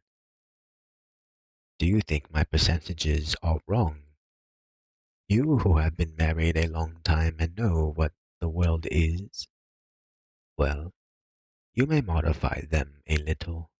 You won't want to modify them much. The risk of finding oneself ultimately among the 16% can be avoided by the simple expedient of not marrying. And by the same expedient, the other risks can be avoided, together with yet others that I have not mentioned. It is entirely obvious, then, in fact, I beg pardon for mentioning it, that the attitude toward marriage of the heart-free bachelor must be at best a highly cautious attitude. He knows he is already in the frying pan. None knows better. But, considering the propinquity of the fire, he doubts whether he had not better stay where he is. His life will be calmer, more like that of the hibernating snake. His sensibilities will be dulled, but the chances of poignant suffering will be very materially reduced. So that the bachelor in a position to marry but not in love will assuredly decide in theory against marriage. That is to say, if he is timid, if he prefers frying pans, if he is lacking in initiative, if he has the soul of a rat, if he wants to live as little as possible, if he hates this kind, if his egoism is of the miserable sort that dares not mingle with another's. But if he has been more happily gifted, he will decide that the magnificent adventure is worth plunging into. The ineradicable and fine gambling instinct in him will urge him to take, at the first chance, a ticket in the only lottery permitted by the British government. Because, after all, the mutual sense of ownership felt by the normal husband and the normal wife is something unique, something the like of which cannot be attained without marriage.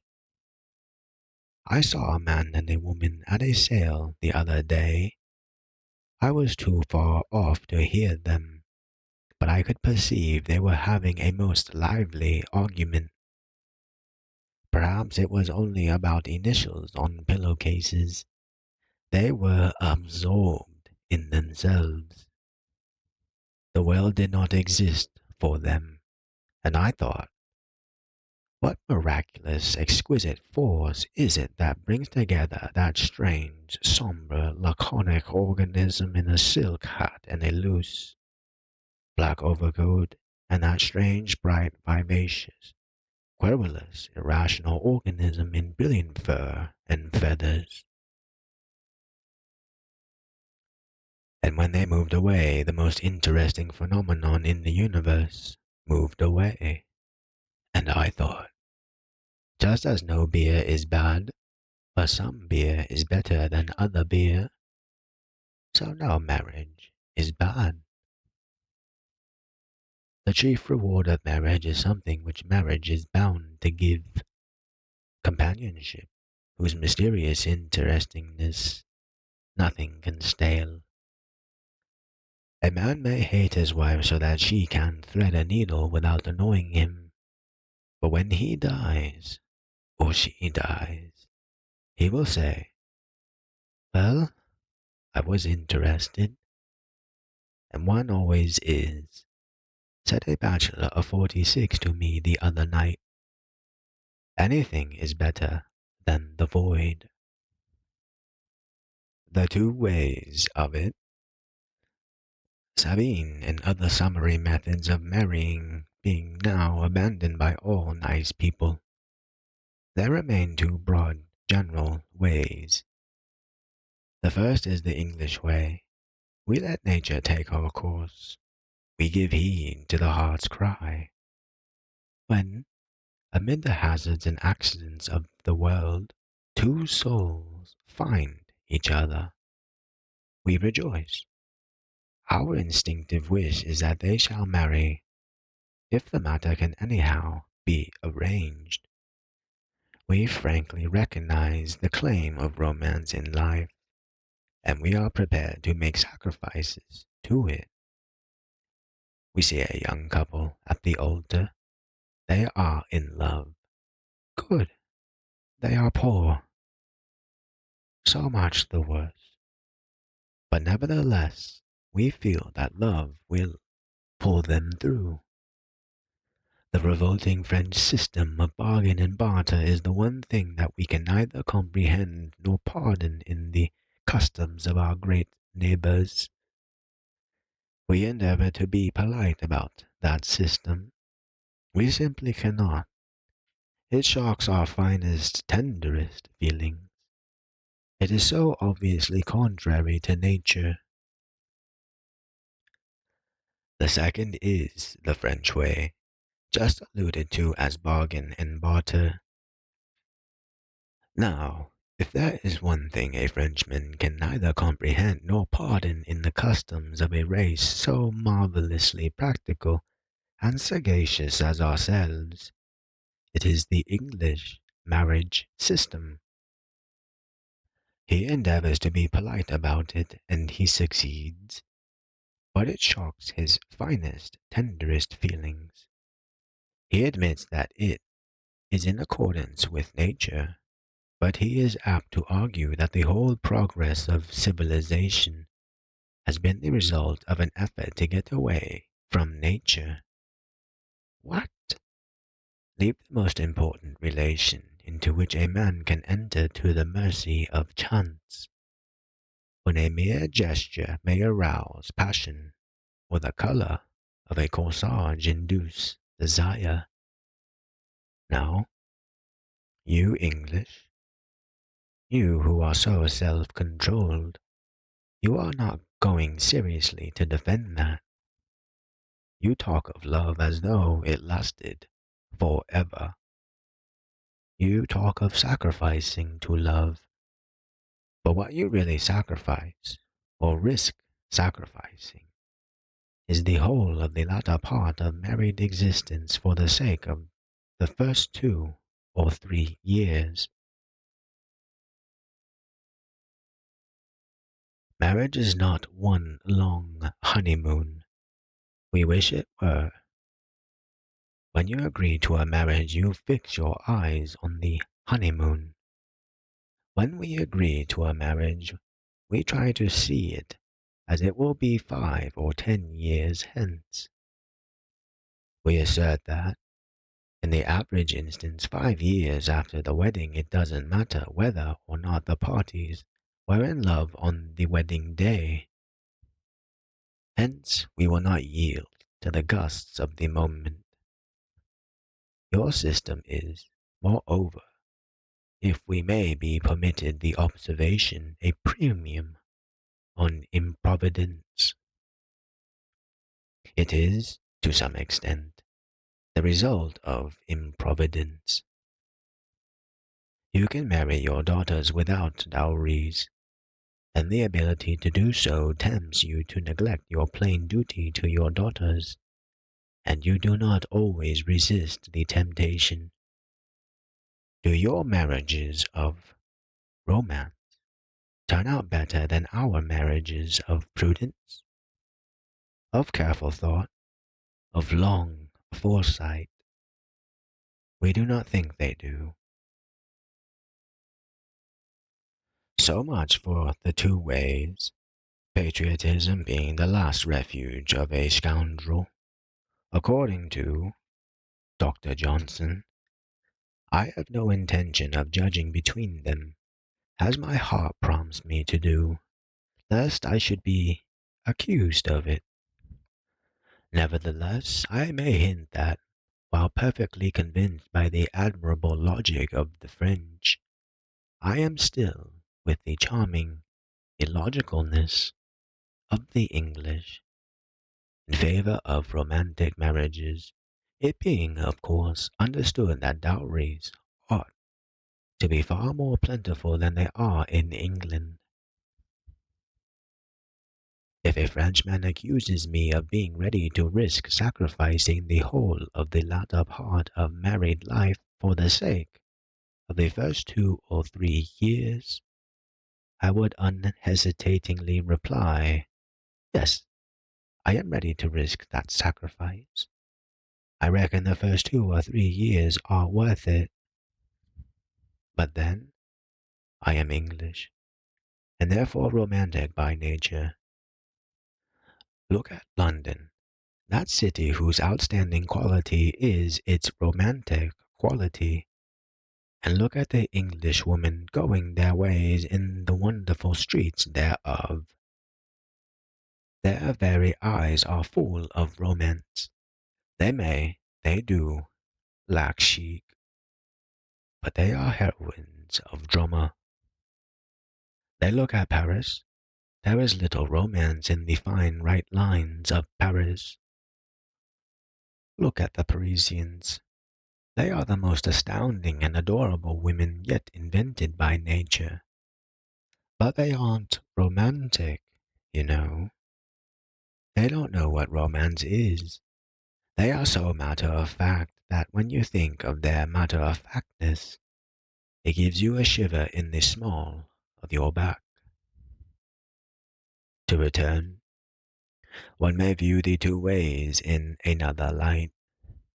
Perhaps the difference between them is, fundamentally, less a difference between the ideas of two races than a difference between the ideas of two times of life. And in France, the elderly attitude predominates. As people get on in years, even English people, they are more and more in favor of the marriage of reason as against the marriage of romance. Young people, even French people, object strongly to the theory and practice of the marriage of reason. But with them the unique and precious ecstasy of youth is not past, whereas their elders have forgotten its savor, which is right. No one will ever be able to decide, but neither the one system nor the other will apply itself well to all or nearly all cases.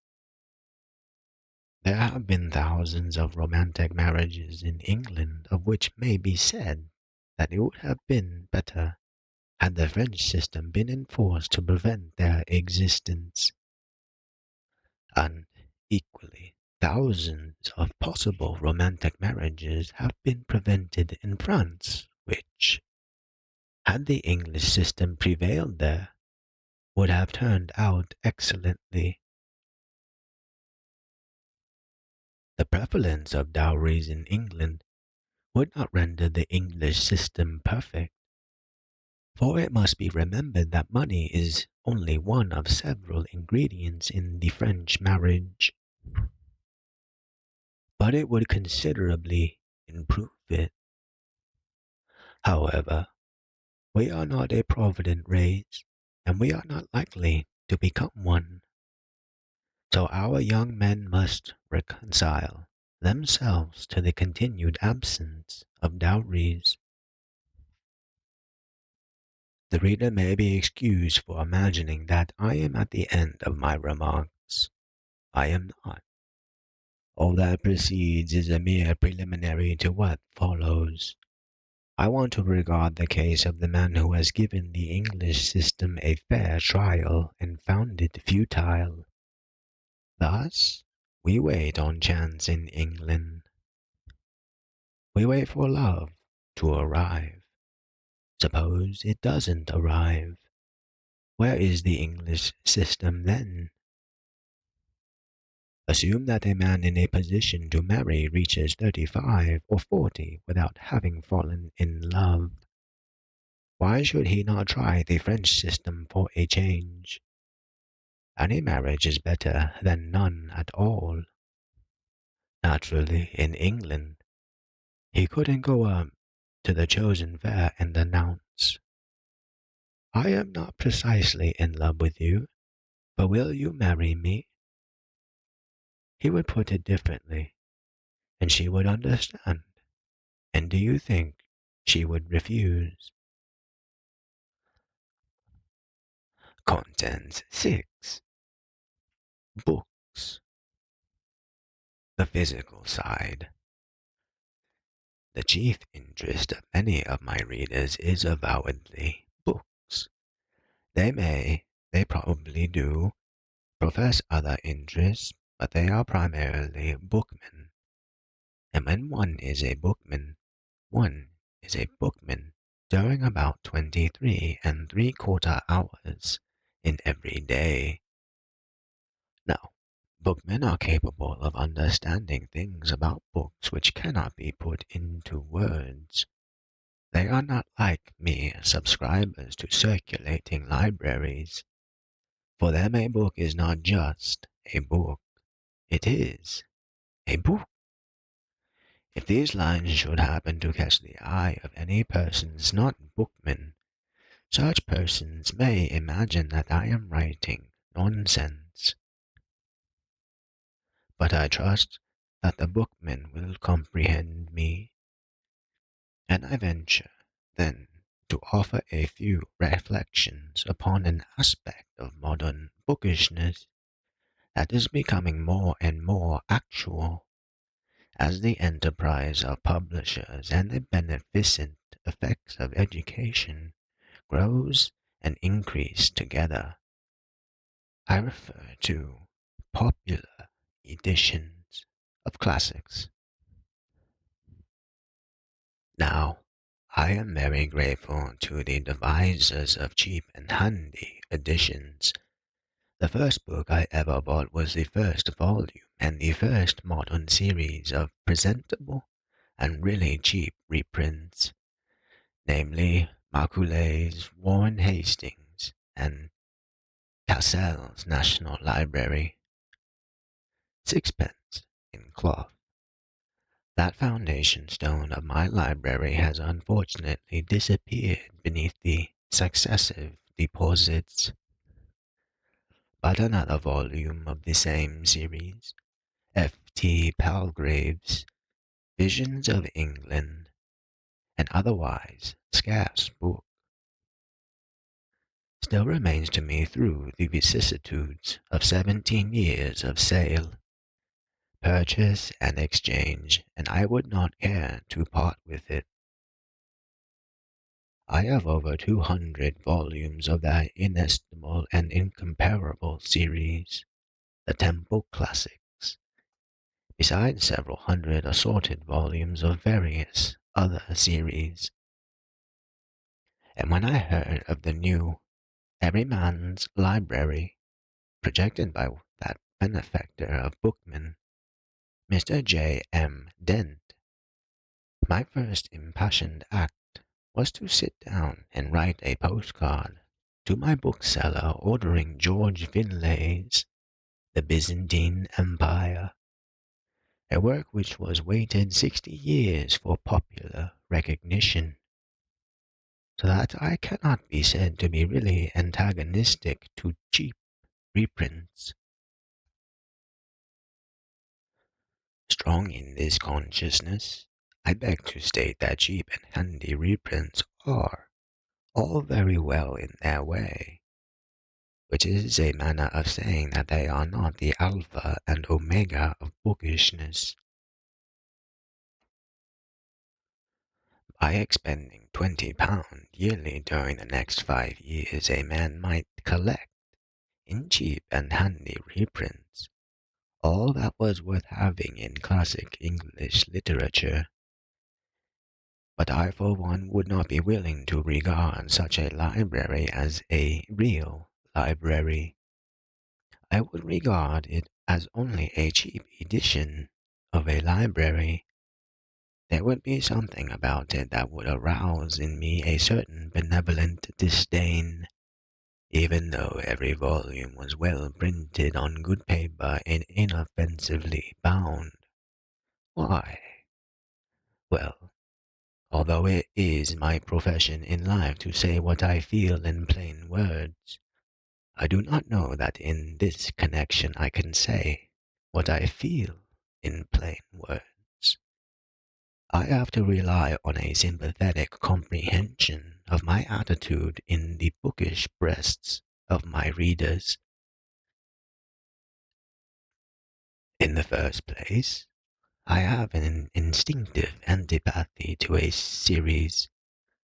I do not want the Golden Legend and the Essays of Elia uniformed alike in a regiment of books.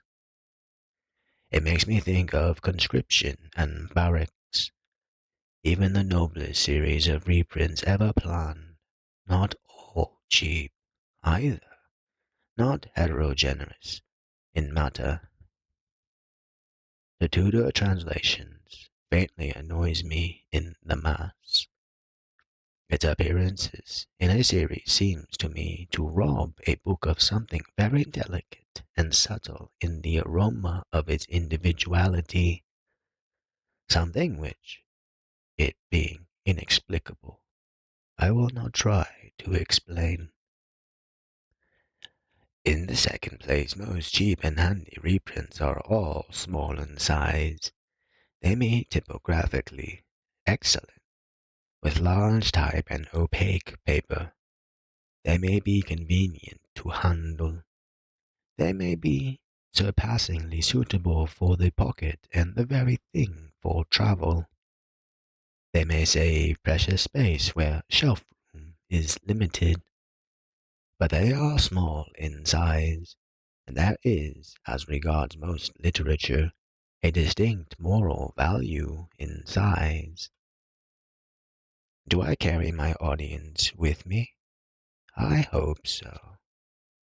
Let Paradise Lost be so produced that you can put it in your waistcoat pocket, and it is no more Paradise Lost.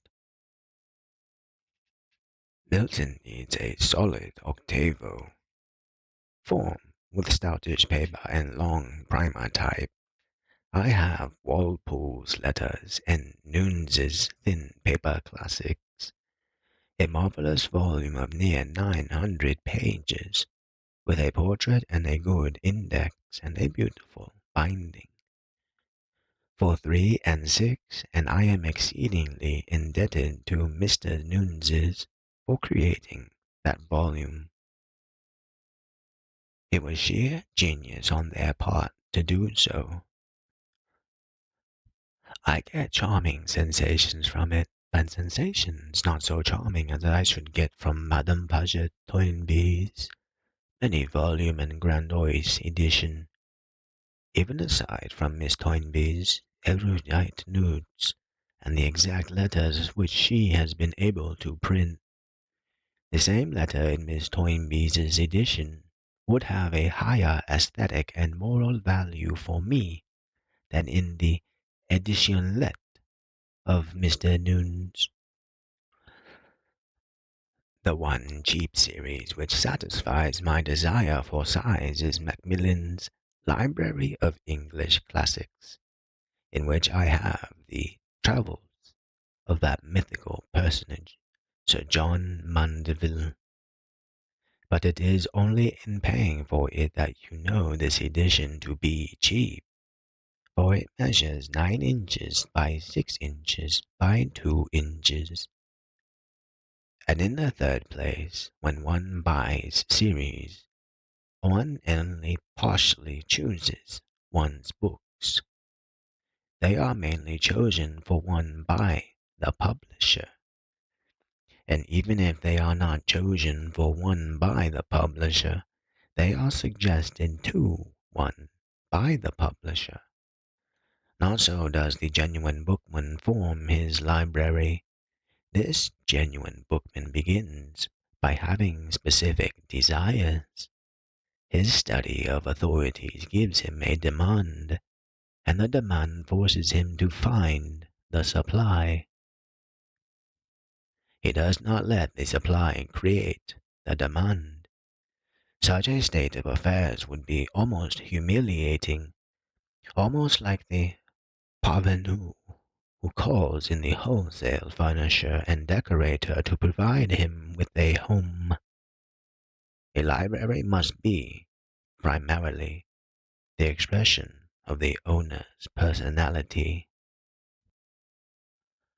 Let me assert again that I am strongly in favor of cheap series of reprints. Their influence, though not the very finest, is indisputably good. They are as great a boon as cheap bread. They are indispensable where money or space is limited, and in traveling.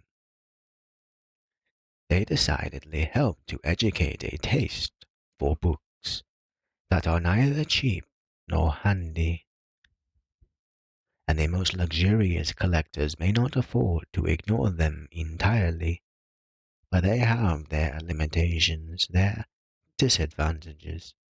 They cannot form the backbone of a proper library. They make, however, admirable embroidery to a library. My own would look rather plain if it was stripped of them. The philosophy of book buying. For some considerable time I have been living as regards books, with the minimum of comfort and decency, with, in fact, the bare necessaries of life, such necessaries being, in my case, sundry dictionaries, Boswell, an atlas, Wordsworth, an encyclopedia, Shakespeare, Whitaker, some de Maupassant, a poetical anthology, Verlaine, Baudelaire, a natural history of my native county, an old directory of my native town, Sir Thomas Browne, Poe, Walpole's letters, and a book of memoirs that I will not name. A curious list, you will say. Well, never mind. We do not all care to eat breakfast and chip potatoes off an oak table, with a foaming cord to the right hand. We have our idiosyncrasies. The point is that I existed on the bare necessaries of life. Very healthy, doctors say, for a long time. And then, just lately, I summoned energy and caused 1,500 volumes to be transported to me. And I arranged them on shelves, and I rearranged them on shelves. and I left them to arrange themselves on shelves.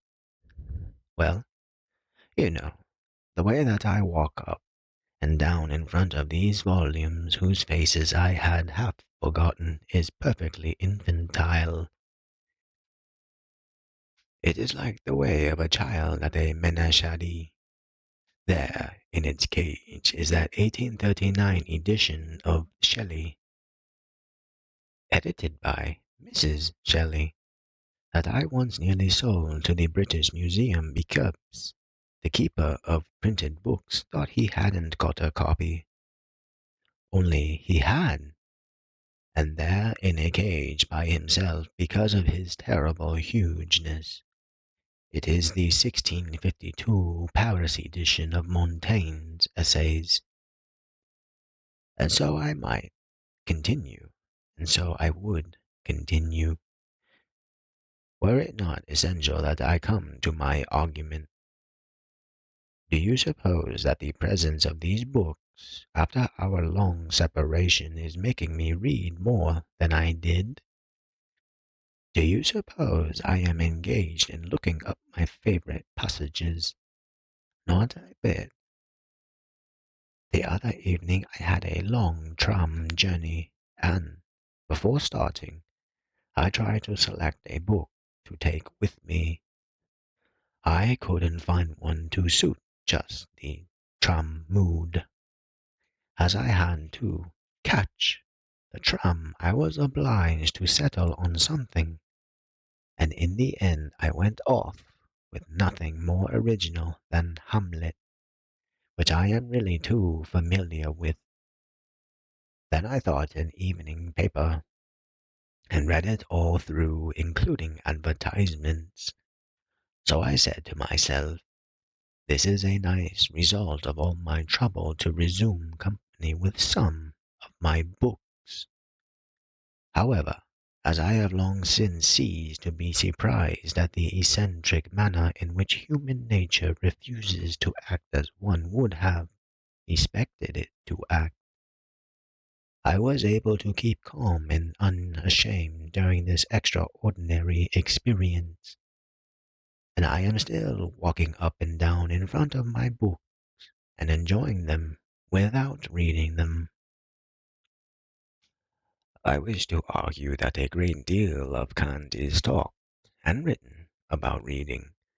Papers such as the Athenaeum, which nevertheless I pursue with joy from end to end every week, can scarcely notice a new edition of a classic without expressing, in a grieved and pessimistic tone, the fear that more people buy these agreeable editions than read them. And if it is so, what then? Are we only to buy the books that we read? The question has merely to be thus bluntly put, and it answers itself. All impassioned bookmen, except a few who devote their whole lives to reading, have rows of books on their shelves which they have never read, and which they never will read. I know that I have hundreds such. My eye rests on the works of Berkeley in 3 volumes, with a preface by the Right Honourable Arthur James Balfour. I cannot conceive the circumstances under which I shall ever read Berkeley, but I do not regret having bought him in a good edition, and I thought I would buy him again if I had him not. For when I look at him, some of his virtue passes into me. I am the better for him. A certain aroma of philosophy informs my soul, and I am less crude than I should otherwise be. This is not fancy, but fact. Taking Berkeley simply as an instance, I will utilize him a little further. I ought to have read Berkeley, you say, just as I ought to have read Spencer, Ben Jonson, George Eliot, Victor Hugo. Not at all. There is no art about it. If the mass of obtainable first-class literature were, as it was perhaps a century ago, not too large to be assimilated by a man of ordinary limited leisure in his leisure and during the first half of his life, then possibly there might be an art about it. But the mass has grown unmanageable, even by those robust professional readers who can grapple with whole libraries. And I am not a professional reader. I am a writer, just as I might be a hotel keeper, a solicitor, a doctor, a grocer, or an earthenware manufacturer. I read in my scanty spare time, and I don't read in all of my spare time either. I have other distractions. I read what I feel inclined to read, and I am conscious of no duty to finish a book that I don't care to finish. I read in my leisure, not from a sense of duty, not to improve myself, but solely because it gives me pleasure to read. Sometimes it takes me a month to get through one book. I expect my case is quite an average case. But am I going to fetter my buying to my reading? Not exactly. I want to have lots of books on my shelves because I know they are good, because I know they would amuse me, because I like to look at them, and because one day I might have a caprice to read them. Berkeley, even thy turn may come. In short, I want them because I want them. And shall I be deterred from possessing them by the fear of some sequestered and singular person? Some person who has read vastly, but who doesn't know the difference between a J.S. Murier cigar and an R.P. Murier, strolling in and bullying me with the dreadful query, "Sir, do you read your books?" Therefore I say, in buying a book, be influenced by two considerations only. Are you reasonably sure that it is a good book? Have you a desire to possess it? Do not be influenced by the probability or the improbability of your reading it. After all, one does read a certain proportion of what one buys, and further, instinct counts. The man who spends half a crown on Stumps's early Plantagenets instead of going into the Gaiety pit to see the spring chicken will probably be the sort of man who can suck goodness out of Stubbs's early Plantagenets years before he bestirs himself to read it. Content 7. Success. Candid remark. There are times when the whole free and enlightened press of the United Kingdom seems to become strangely interested in the subject of success, of getting on in life. We are passing through such a period now, it would be difficult to name the prominent journalists who have not lately written, in some form or another, about success. Most singular phenomenon of all, Dr. Emil Reich has left Plato, Duchess's, and Claridge's Hotel in order to instruct the million readers of a morning paper in the principles of success. What the million readers thought of the doctor's stirring and strenuous sentences I will not imagine, but I know what I thought as a plain man, after taking due cognizance of his airy play with the constants and variables of success, after watching him treat energetics, his wonderful new name for the science of success, as though because he had made it end in ICS, it resembled mathematics. I thought that the sublime and venerable art of mystification could no further go. If my fellow pilgrim through this vale of woe, the average young man who arrives at Waterloo at 9:40 every morning with a cigarette in his mouth and a second-class season over his heart and vague aspirations in his soul, was half as mystified as I was. He has probably ere this decided that the science of success has all the disadvantages of algebra without any of the advantages of cricket, and that he may as well leave it alone lest evil should befall him. On the off chance that he has come as yet to no decision about the science of success, I am determined to deal with the subject in a disturbingly candid manner. I feel that it is as dangerous to tell the truth about success as it is to tell the truth about the United States. But being thoroughly accustomed to the whistle of bullets round my head, I will nevertheless try. Most writers on success are, though sheer goodness of heart, wickedly disingenuous, for the basis of their argument is that they nearly anyone who gives his mind to it can achieve success. This is, to put it briefly, untrue. The very central idea of success is separation from the multitude of plain men. It is perhaps the only idea common to all the various sorts of success. Differentiation from the crowd. To address the population at large and tell it how to separate itself from itself is merely silly. I am now, of course, using the word success in its ordinary sense.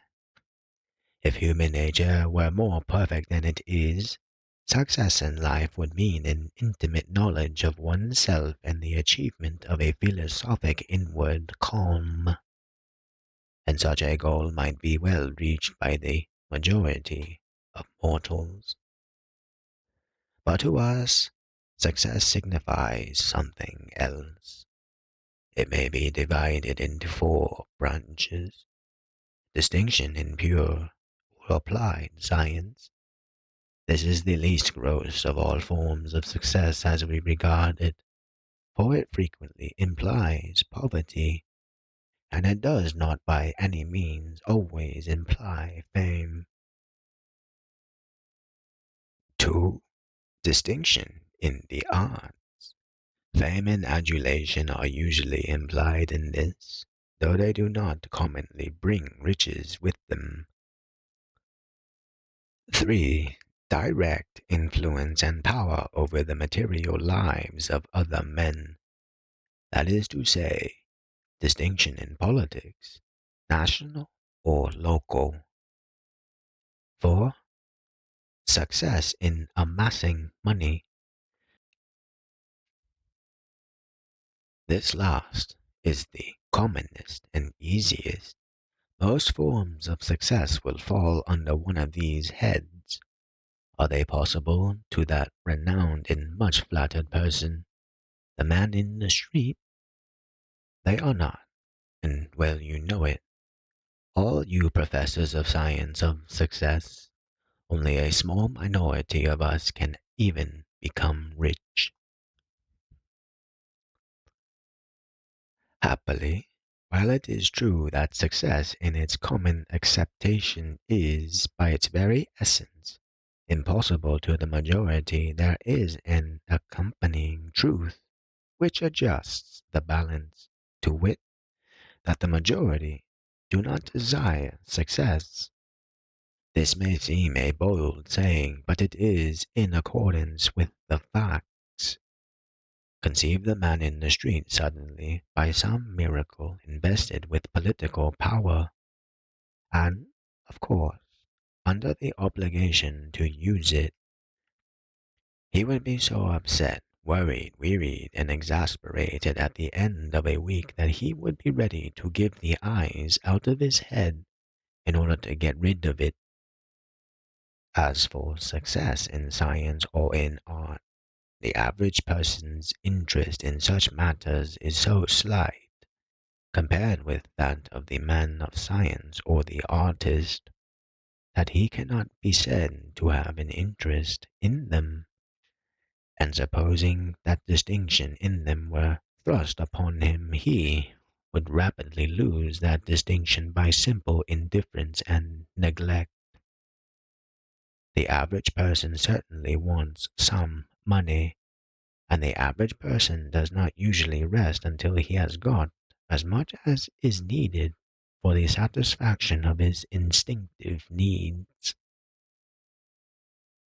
He will move the heaven and earth of his environment to earn sufficient money for marriage in the station to which he has been accustomed.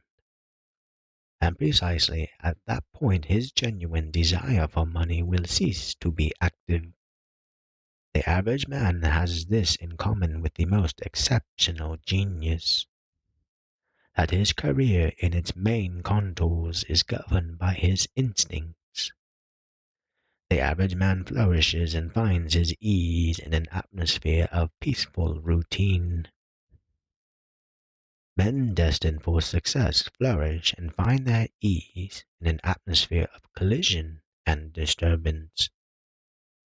The two temperaments are diverse. Naturally, the average man dreams vaguely upon occasion. He dreams how nice it would be to be a famous and rich. We all dream vaguely upon such things. But to dream vaguely is not to desire. I often tell myself that I would give anything to be the equal of Cinquevalli, the juggler, or to be the captain of the largest Atlantic liner. But the reflective part of me tells me that my yearning to emulate these astonishing personages is not a genuine desire, and that its realization would not increase my happiness. To obtain a passably true notion of what happens to the mass of mankind in its progress from the cradle to the grave, one must not attempt to survey a whole nation, nor even a great metropolis, nor even a very big city like Manchester or Liverpool. These panoramas are so immense and confusing that they defeat the observing eye. It is better to take a small town of, say, 20 or 30,000 inhabitants, such a town as most of us know, more or less intimately. The extremely few individuals whose instincts mark them out to take part in the struggle for success can be identified as once. For the first thing they do is to leave the town. The air of the town is not bracing enough for them. Their nostrils dilate for something keener. Those who are left form a microcosm which is representative enough of the world at large. Between the ages of 30 and 40, they begin to sort themselves out. In their own sphere, they take their places. It does not so politicians form the town council and rule the town. Half a dozen businessmen stand for the town's commercial activity and its wealth. A few others teach science and art, or are locally known as botanists, geologists, amateurs of music, or amateurs of some other art.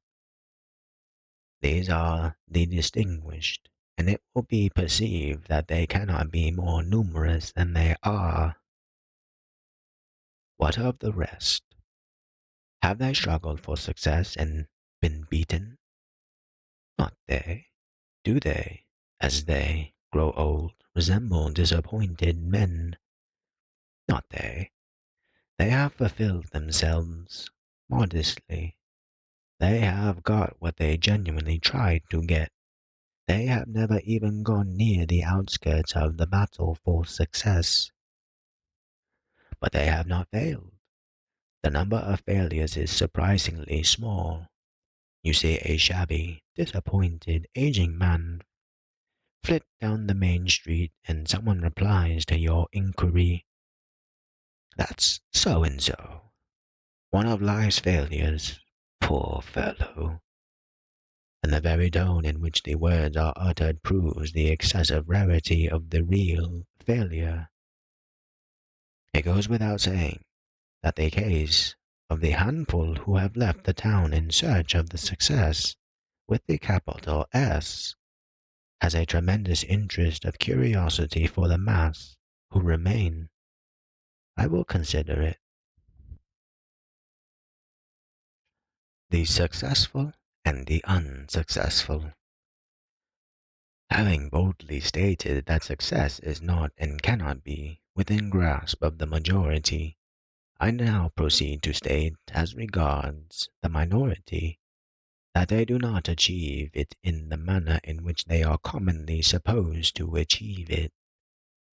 And I may add an expression of my thankfulness that they do not.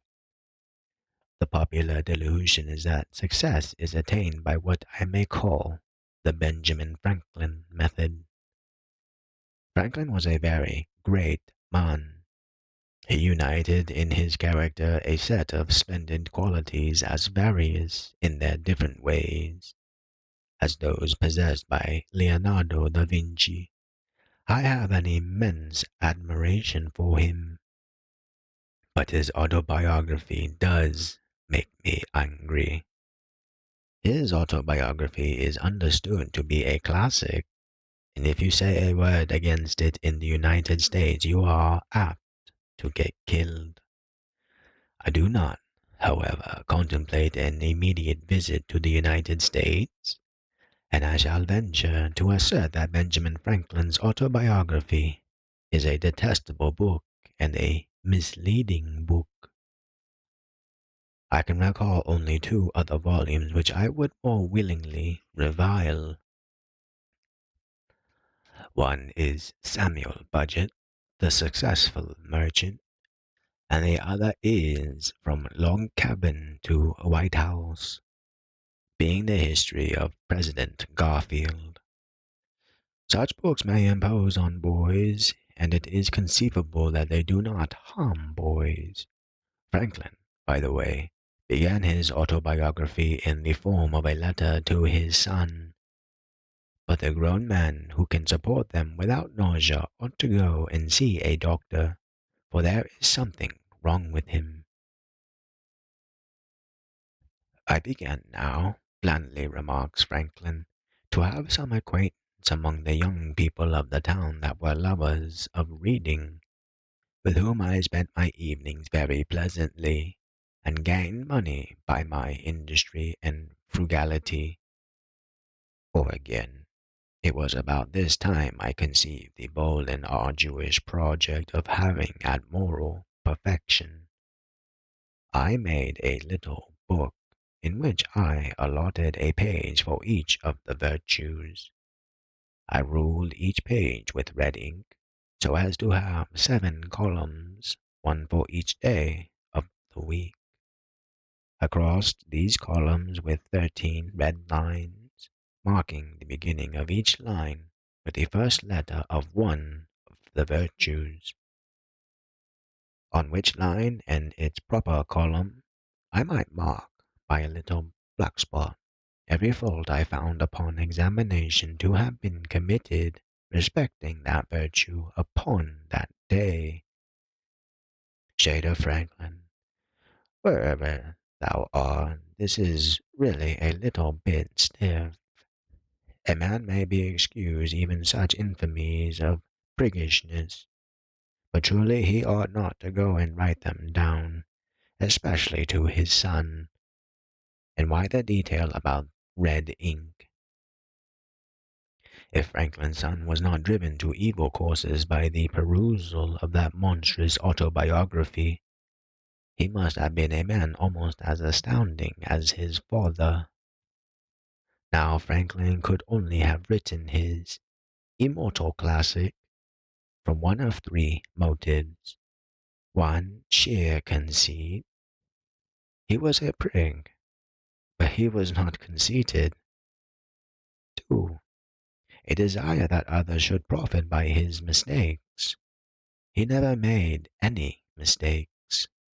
Now and again he emphasizes some trifling error, but that is only his fun. 3. A desire that others should profit by the recital of his virtuous sagacity to reach a similar success. The last was undoubtedly his principal motive on his fellow who happened to be a genius. But the point is that his success was in no way the result of his virtuous sagacity. I would go further and say that his dreadful virtuous sagacity often hindered his success. No one is a worse guide to success than your typical successful man.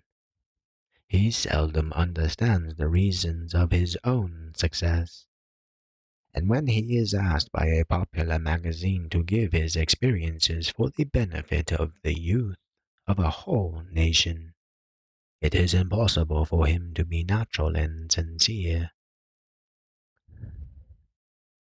He knows the kind of thing that is expected from him, and if he didn't come to London with half a crown in his pocket, he probably did something equally silly, and he puts that down, and the note of the article or interview is struck, and goodbye to genuine truth. There recently appeared in a daily paper an autobiographic didactic article by one of the world's richest men, which was the most inadequate article of the sort that I have ever come across. Successful men forget so much of their lives. Moreover, nothing is easier than to explain an accomplished fact in a nice, agreeable, conventional way. The entire business of success is a gigantic, tacit conspiracy on the part of the minority to deceive the majority. Are successful men more industrious, frugal, and intelligent than men who are not successful? I maintain that they are not, and I have studied successful men at close quarters. One of the commonest characteristics of the successful man is his idleness, his immense capacity for wasting time. I stoutly assert that as a rule successful men are by habit comparatively idle. As for frugality, it is practically unknown among the successful classes. This statement applies with particular force to financiers.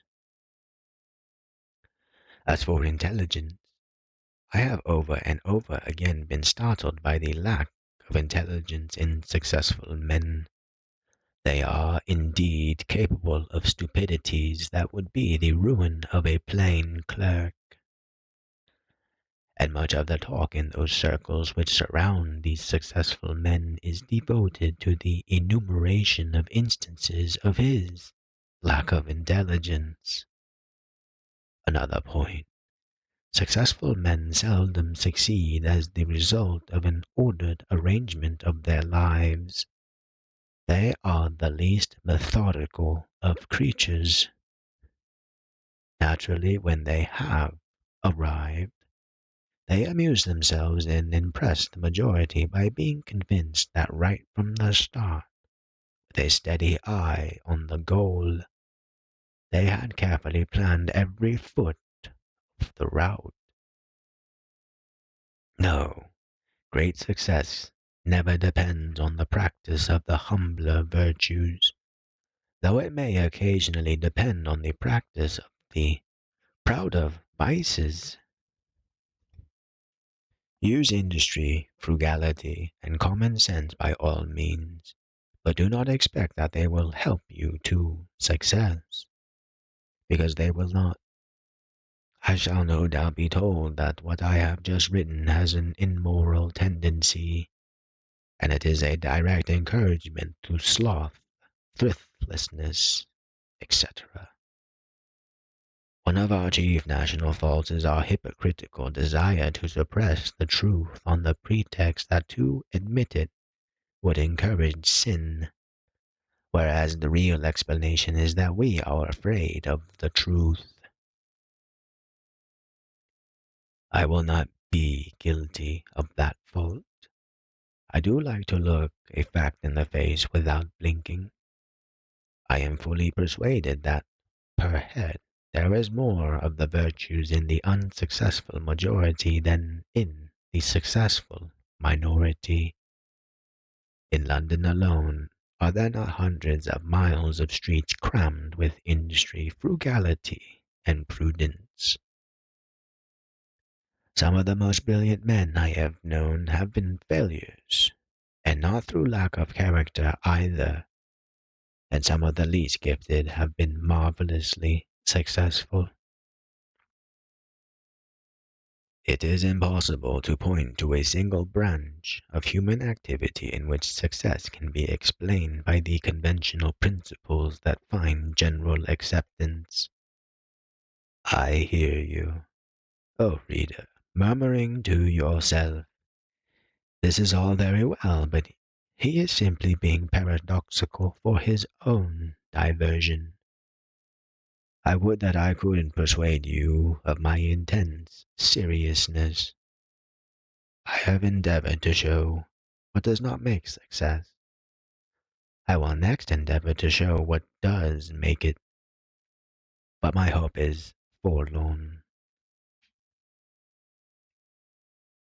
The inwardness of success. Of course, one can no more explain success than one can explain Beethoven's C minor symphony. One may state what key it is written in, and make expert reflections upon its form, and catalogue its themes, and relate it to symphonies that preceded it and symphonies that followed it. But in the end, one is reduced to saying that the C minor symphony is beautiful, because it is. In the same manner, one is reduced to saying that the sole real difference between success and failure is that success succeeds.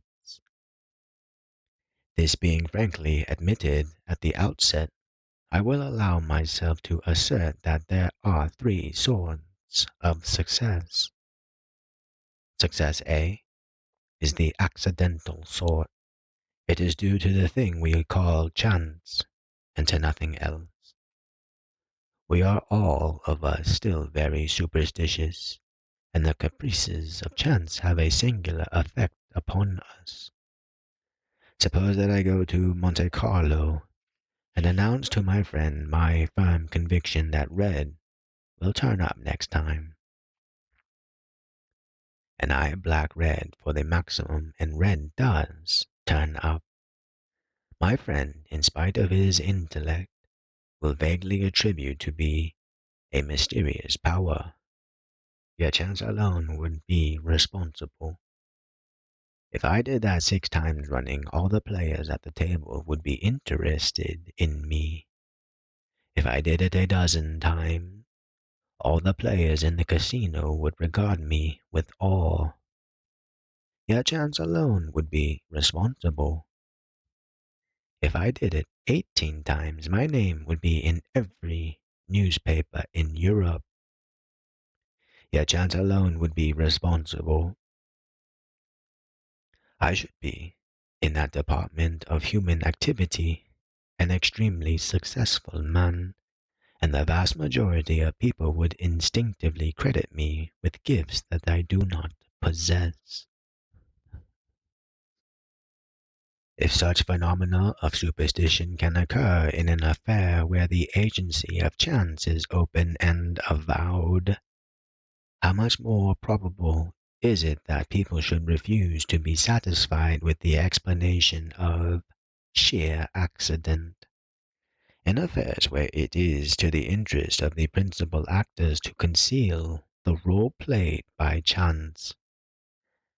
Nevertheless, there can be no doubt in the minds of persons who have viewed success at close quarters that a proportion of it is due solely and utterly to chance. Successful men flourish today and have flourished in the past, who have no quality whatever to differentiate them from the multitude. Red has turned up for them a sufficient number of times, and the universal superstitious instinct not to believe in chance has accordingly surrounded them with a halo.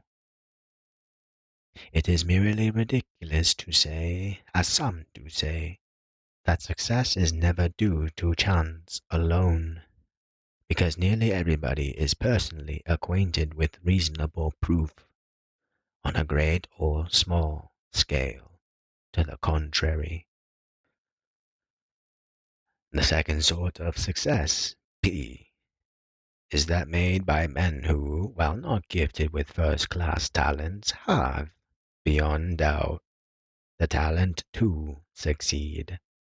I should describe these men by saying that, though they deserve something, they do not deserve the dazzling reward known as success. They strike us as overpaid. We meet them in all professions and trades, and we do not really respect them. They excite our curiosity and perhaps our envy. They may rise very high indeed, but they must always be unpleasantly conscious of a serious reservation in our attitude towards them. And if they could read their obituary notices, they would assuredly discern therein a certain chilliness. However kindly we acted up to our great national motto of De Mortuis Nisi Vicum, it is the class of success which puzzles the social student. How comes it that men without any other talent possess a mysterious and indefinable talent to succeed? Well, it seems to me that such men always display certain characteristics, and the chief of these characteristics is the continual, insatiable wish to succeed. They are preoccupied with the idea of succeeding. Where others are not so preoccupied, we dream of success at intervals, but we have not the passion for success. We don't lie awake at nights pondering upon it. The second characteristic of these men springs naturally from the first. They are always on the lookout. This does not mean that they are industrious. I stated in a previous article my belief that as a rule successful men are not particularly industrious. A man on a raft with his shirt for a signal cannot be termed industrious, but he will keep his eyes open for a sail on the horizon.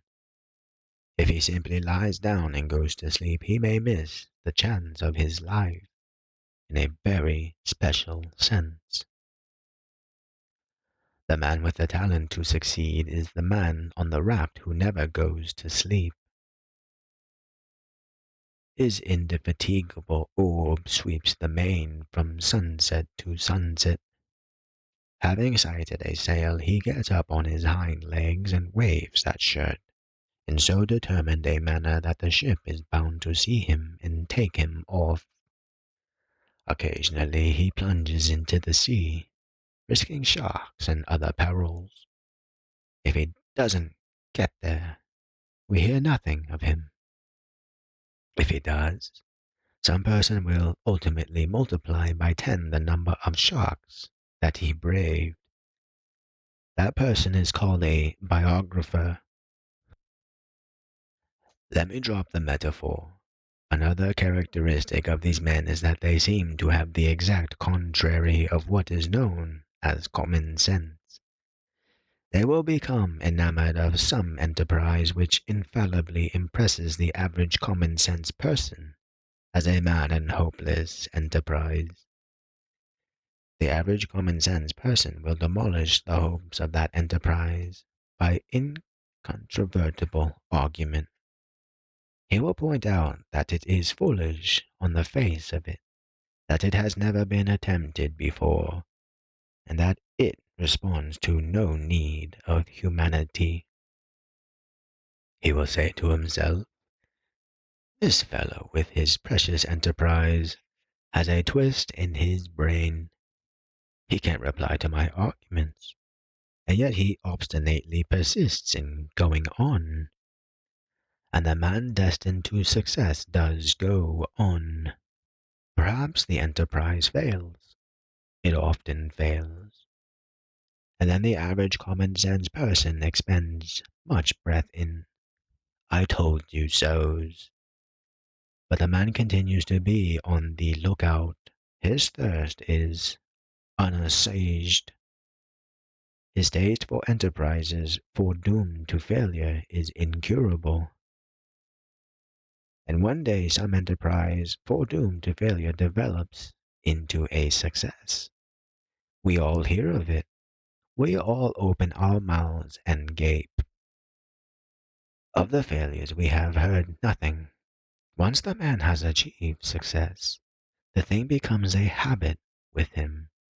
The difference between a success and a failure is often so slight that a reputation for succeeding will ensure success, and a reputation for failing will ensure failure.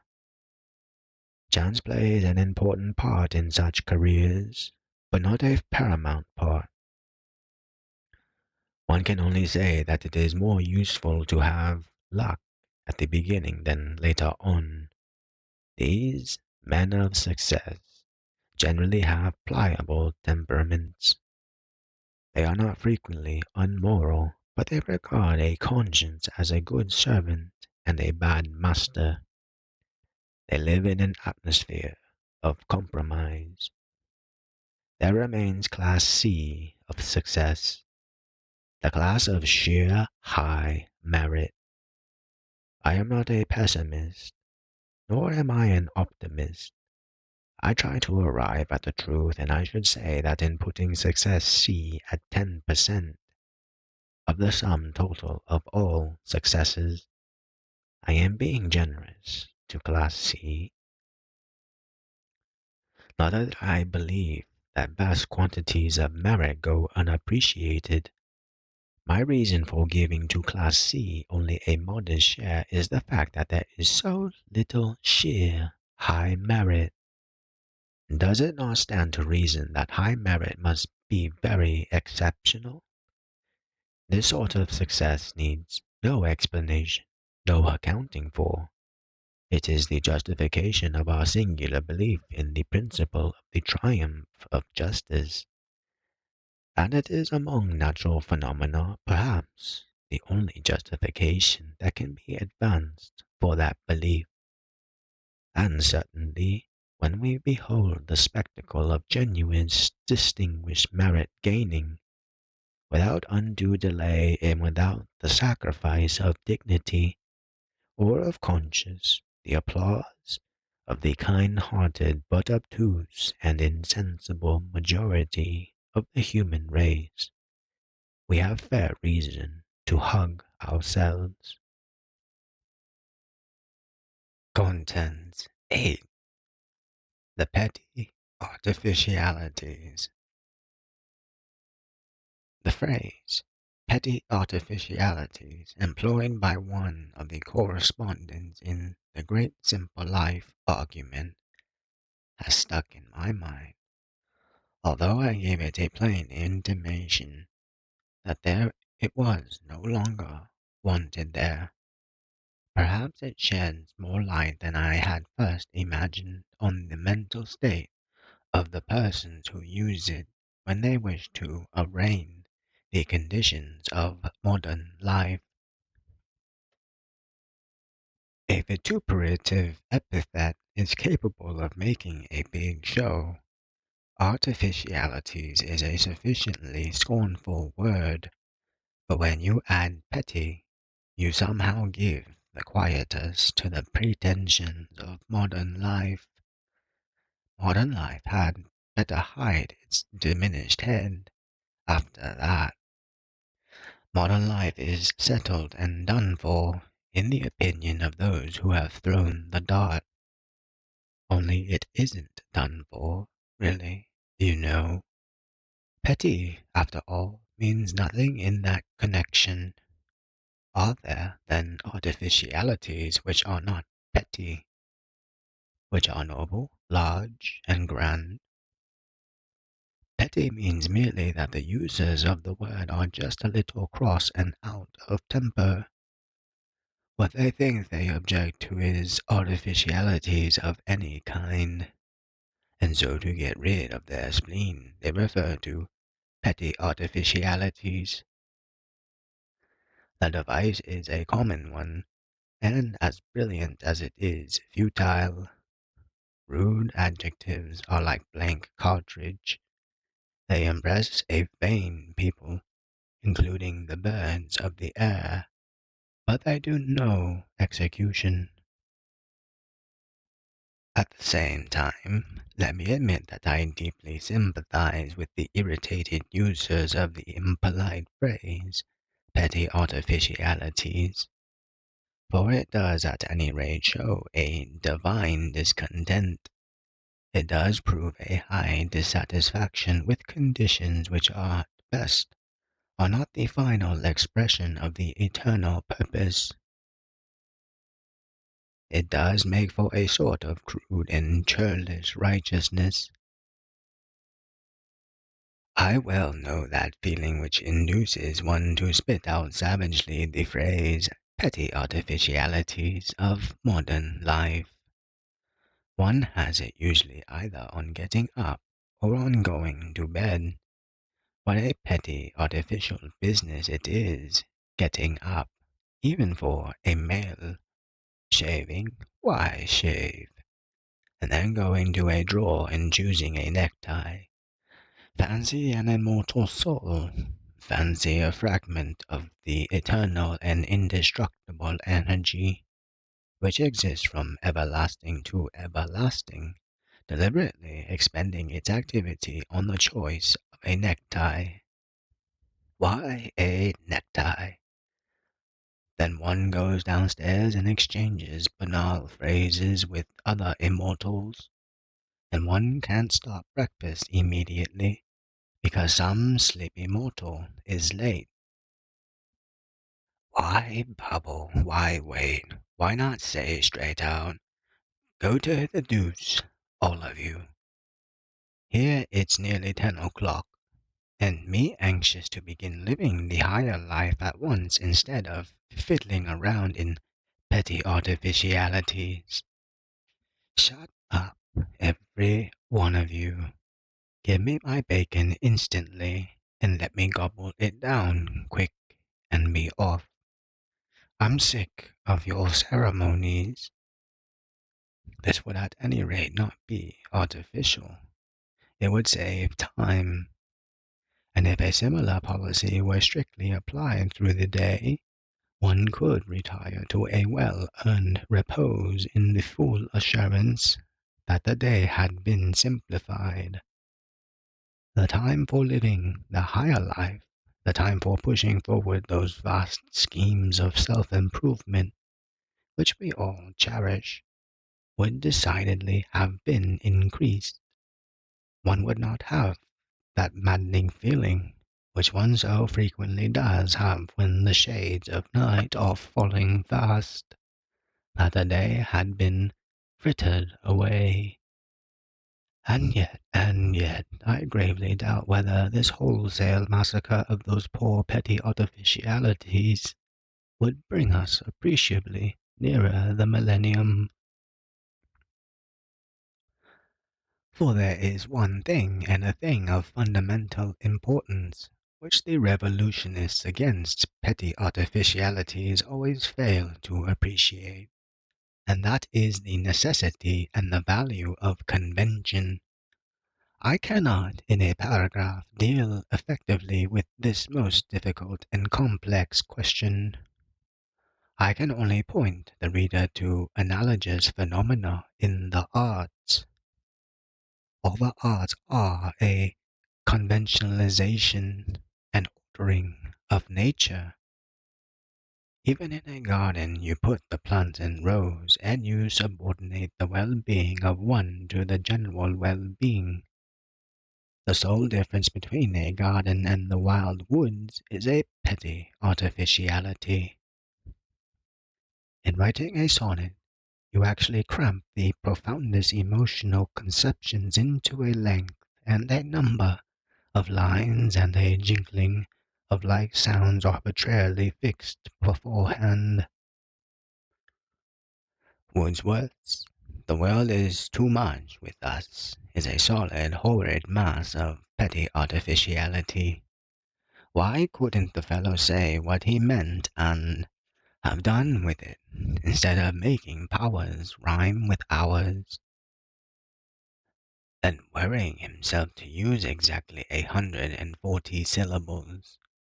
As for music, the amount of time that must have been devoted to petty artificiality in the construction of an affair like Bach's Chaconne is simply staggering. Then look at pictures, absurdly confined in frames, with their ingenious contrasts of light and shade and mass against mass. Nothing but petty artificiality. In other words, nothing but form. Form, which is the basis of all beauty, whether material or otherwise. Now, what form is in art? Conventions, petty artificialities are in life. Just as you can have too much form in art, so you can have too much convention in life. But no art that is not planned in form is worth consideration, and no life that is not planned in convention can ever be satisfactory. Convention is not the essence of life, but it is the protecting garment and preservative of life, and it is also one very valuable means by which life can express itself. It is largely symbolic, and symbols, while being expressive, are also great time savers. The despisers of petty artificialities should think of this. Take the striking instance of that pettiest artificiality, leaving cards. Well, searchers are after the real. What would you substitute for it? If you dropped it and substituted nothing, the result would tend toward the loosening of the bonds of society, and it would tend towards the diminution of the number of your friends.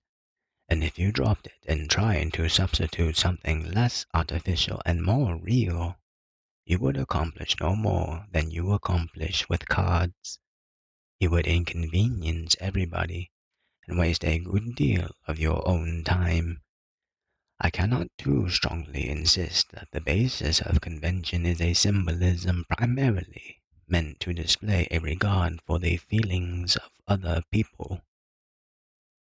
If you do not display a regard for the feelings of other people, you may as well go and live on herbs in the desert.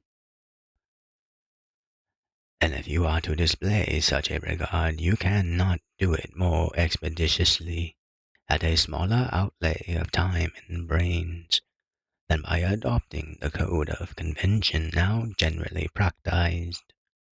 It comes to this, that you cannot have all the advantages of living in the desert while you are living in a society. It would be delightful for you if you could, but you can't. There are two further reasons for the continuance of conventionality, and one is the mysterious but indisputable fact that the full beauty of an activity is never brought out until it is subjected to discipline and strict ordering and nice balancing. A life without petty artificiality would be the life of a tiger in the forest. A beautiful life, perhaps, a life of burning bright, but not reaching the highest ideal of beauty. Laws and rules, forms and ceremonies are good in themselves from a merely aesthetic point of view, apart from their social value and necessity. And the other reason is that one cannot always be at the full strain of self-improvement and evolutionary progress. And generally beating the big drum, human nature will not stand it. That is, if we will only be patient, ample time for the artificial as well as for the real. Those persons who think that there isn't ought to return to school and learn arithmetic. Supposing that all petty artificialities were suddenly swept away, and we were able to show our regard and consideration for our fellow creatures by the swift processes of thought alone, we should find ourselves with a terrible lot of time hanging heavy on our hands. We can no more spend all our waking hours in consciously striving towards higher things than we can dine exclusively off jam. What frightful prigs we should become if we had nothing to do but cultivate our noblest faculties. I beg the despisers of artificiality to reflect upon the observations, however incomplete these observations may be, and to consider whether they would be quite content if they got what they are crying out for. Contents 9. The Secret of Content. I have said lightly apropos of the conclusion arrived at by several correspondents and by myself that the cry for the simple life was merely a new form of the old cry for happiness, that I would explain what it was that made life worth living for me. The word has gone forth, and I must endeavor to redeem my promise. But I do so with qualms and with diffidence. First, there is the natural instinct against speaking of that which is in the core of one's mind. Second, there is the fear, nearly amounting to certainty, of being misunderstood or not comprehended at all. And third, there is the absurd insufficiency of space. However, for me, spiritual content, I will not use the word happiness, which implies too much, springs essentially from no mental or physical facts. It springs from the spiritual fact that there is something higher in man than the mind, and that something can control the mind. Call that something the soul, or what you will. My sense of security amid the collisions of existence lies in the firm consciousness that just as my body is the servant of my mind, so is my mind the servant of me, an unruly servant, but a servant, and possibly getting less unruly every day.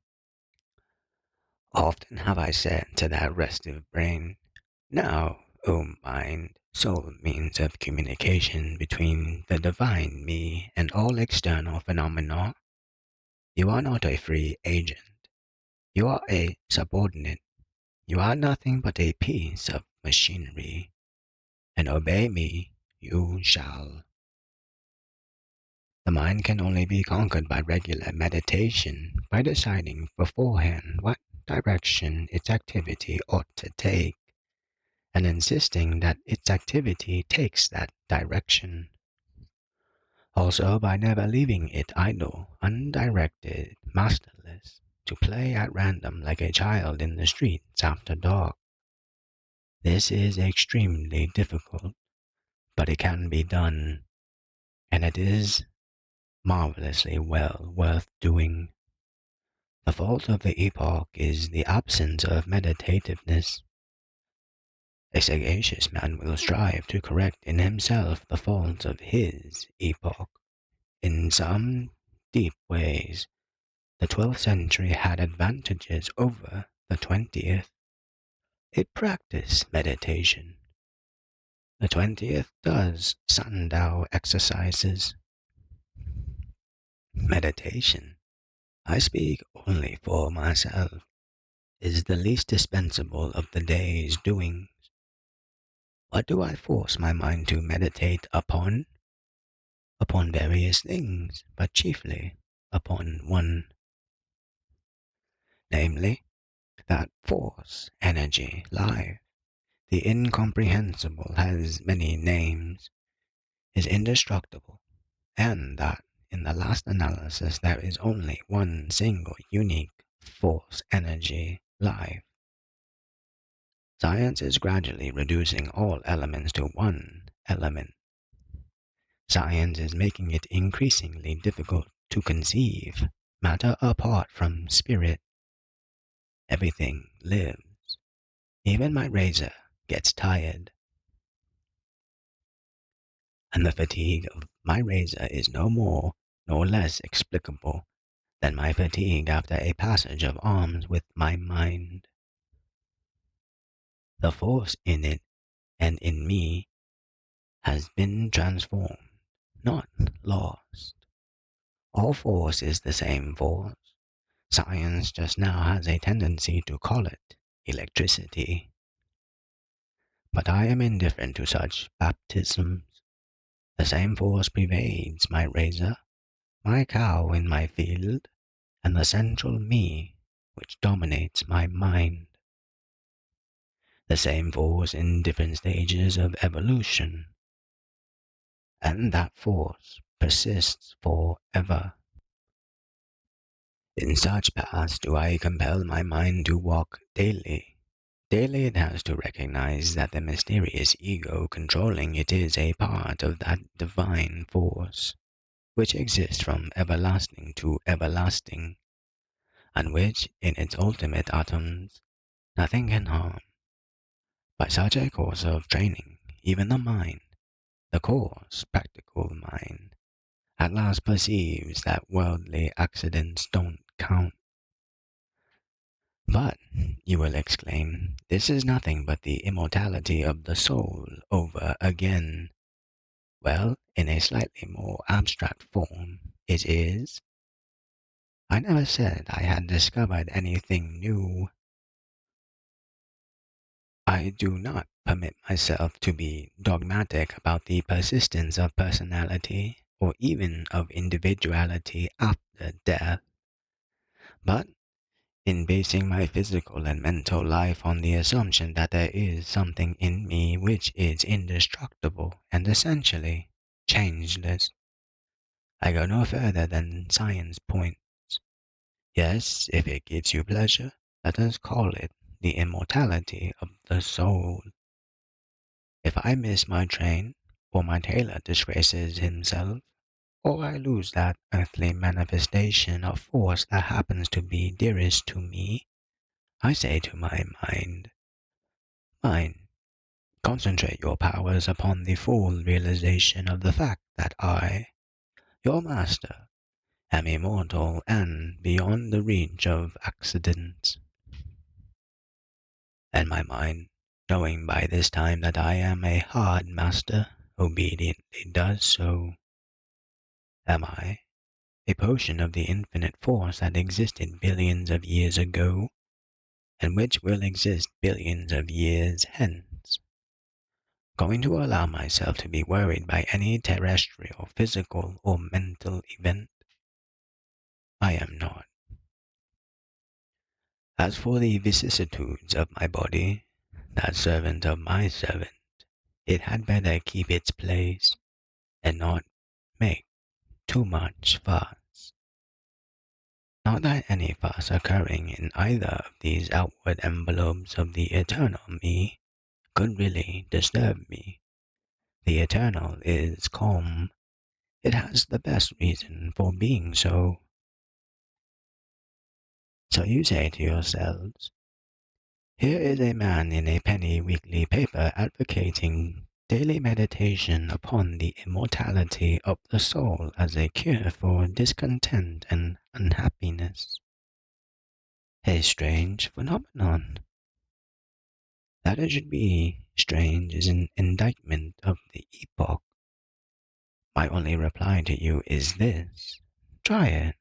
Of course, I freely grant that such meditation, while it casts out fear, slowly kills desire and makes for a certain high indifference, and that the extinguishing of desire, with an accompanying indifference, be it high or low, is bad for youth. But I am not a youth, and today I am writing for those who have tasted disillusion, which youth has not. Yet I would not have you believe that I scorn the brief joys of this world. My attitude towards them would fain be that of Socrates, as stated by the incomparable Marcus Aurelius. He knew how to lack and how to enjoy, those things in the lack whereof most men show themselves weak, and in the fruition intemperate.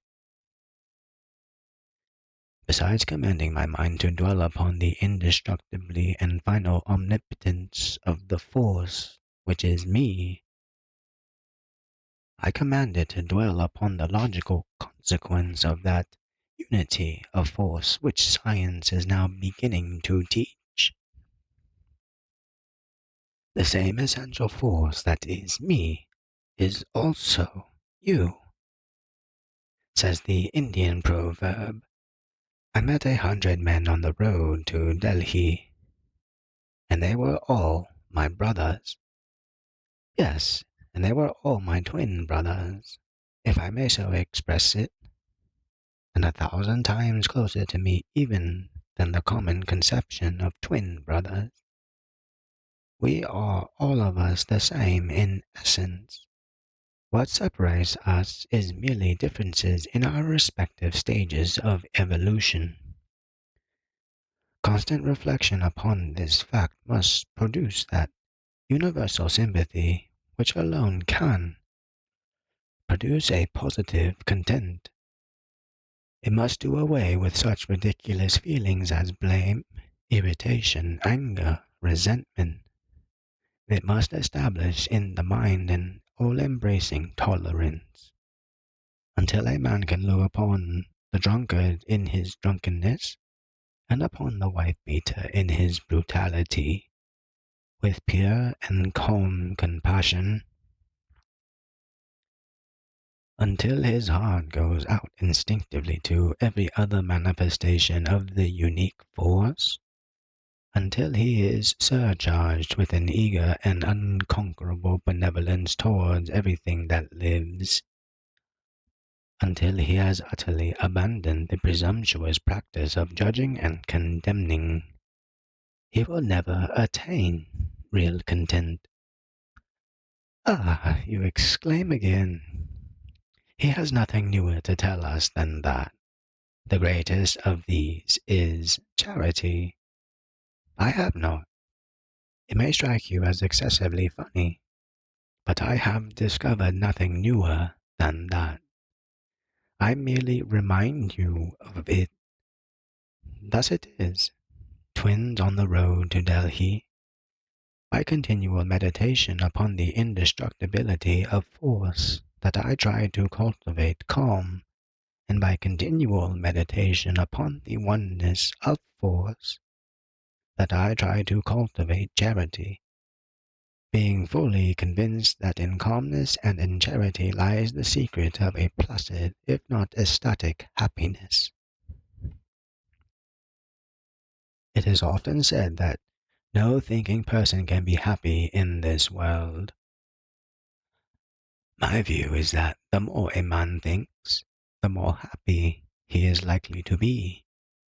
I have spoken. I am overwhelmingly aware that I have spoken crudely, abruptly, inadequately, confusedly. The end.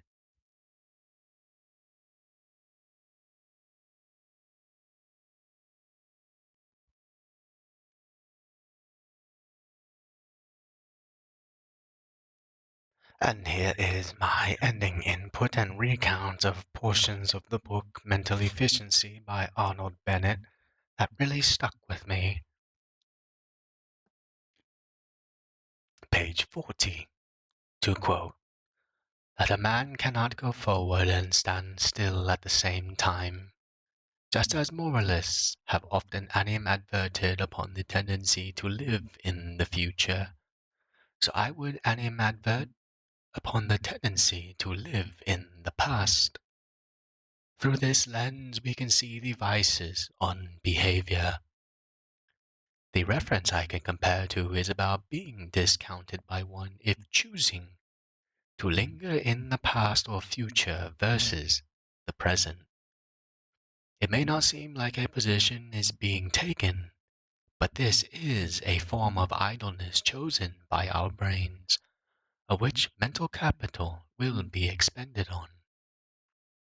Mind what you let in, because these internal episodes of reminiscence often go without the accounting of time being spent.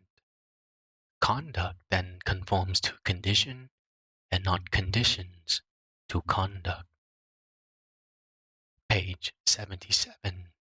To quote, a library must be, primarily, the expression of the owner's personality.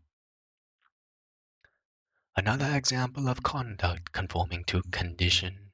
A library may serve as a translation of the mind at the time through a physical medium of accumulation of materials that resonate. People have particular taste in music genre, wines, clothing, etc. You may even deduce the recognition to a phrase or trend. But what is the reasoning? Page 86. To quote, the very central idea of success is separation from the multitude of plain men. It is perhaps the only idea common to all the various sorts of success. Differentiation from the crowd. Mr. Bennett is truly gifted in compiling large concepts to a concise sentence. I am sure you are aware of a multitude of commentary from strangers that can come from out of the blue. People aren't so generous, and differentiation can place you in the crosshairs of flack receiving through criticism.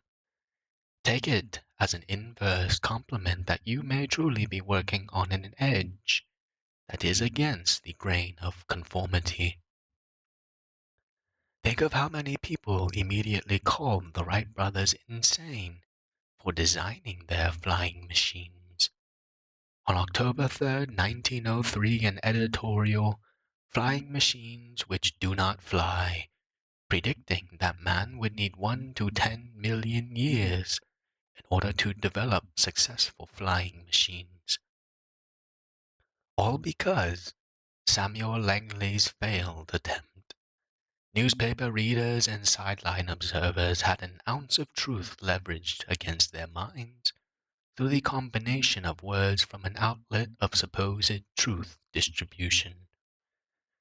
69 days later, on December 17, 1903, the Wright brothers successfully took flight.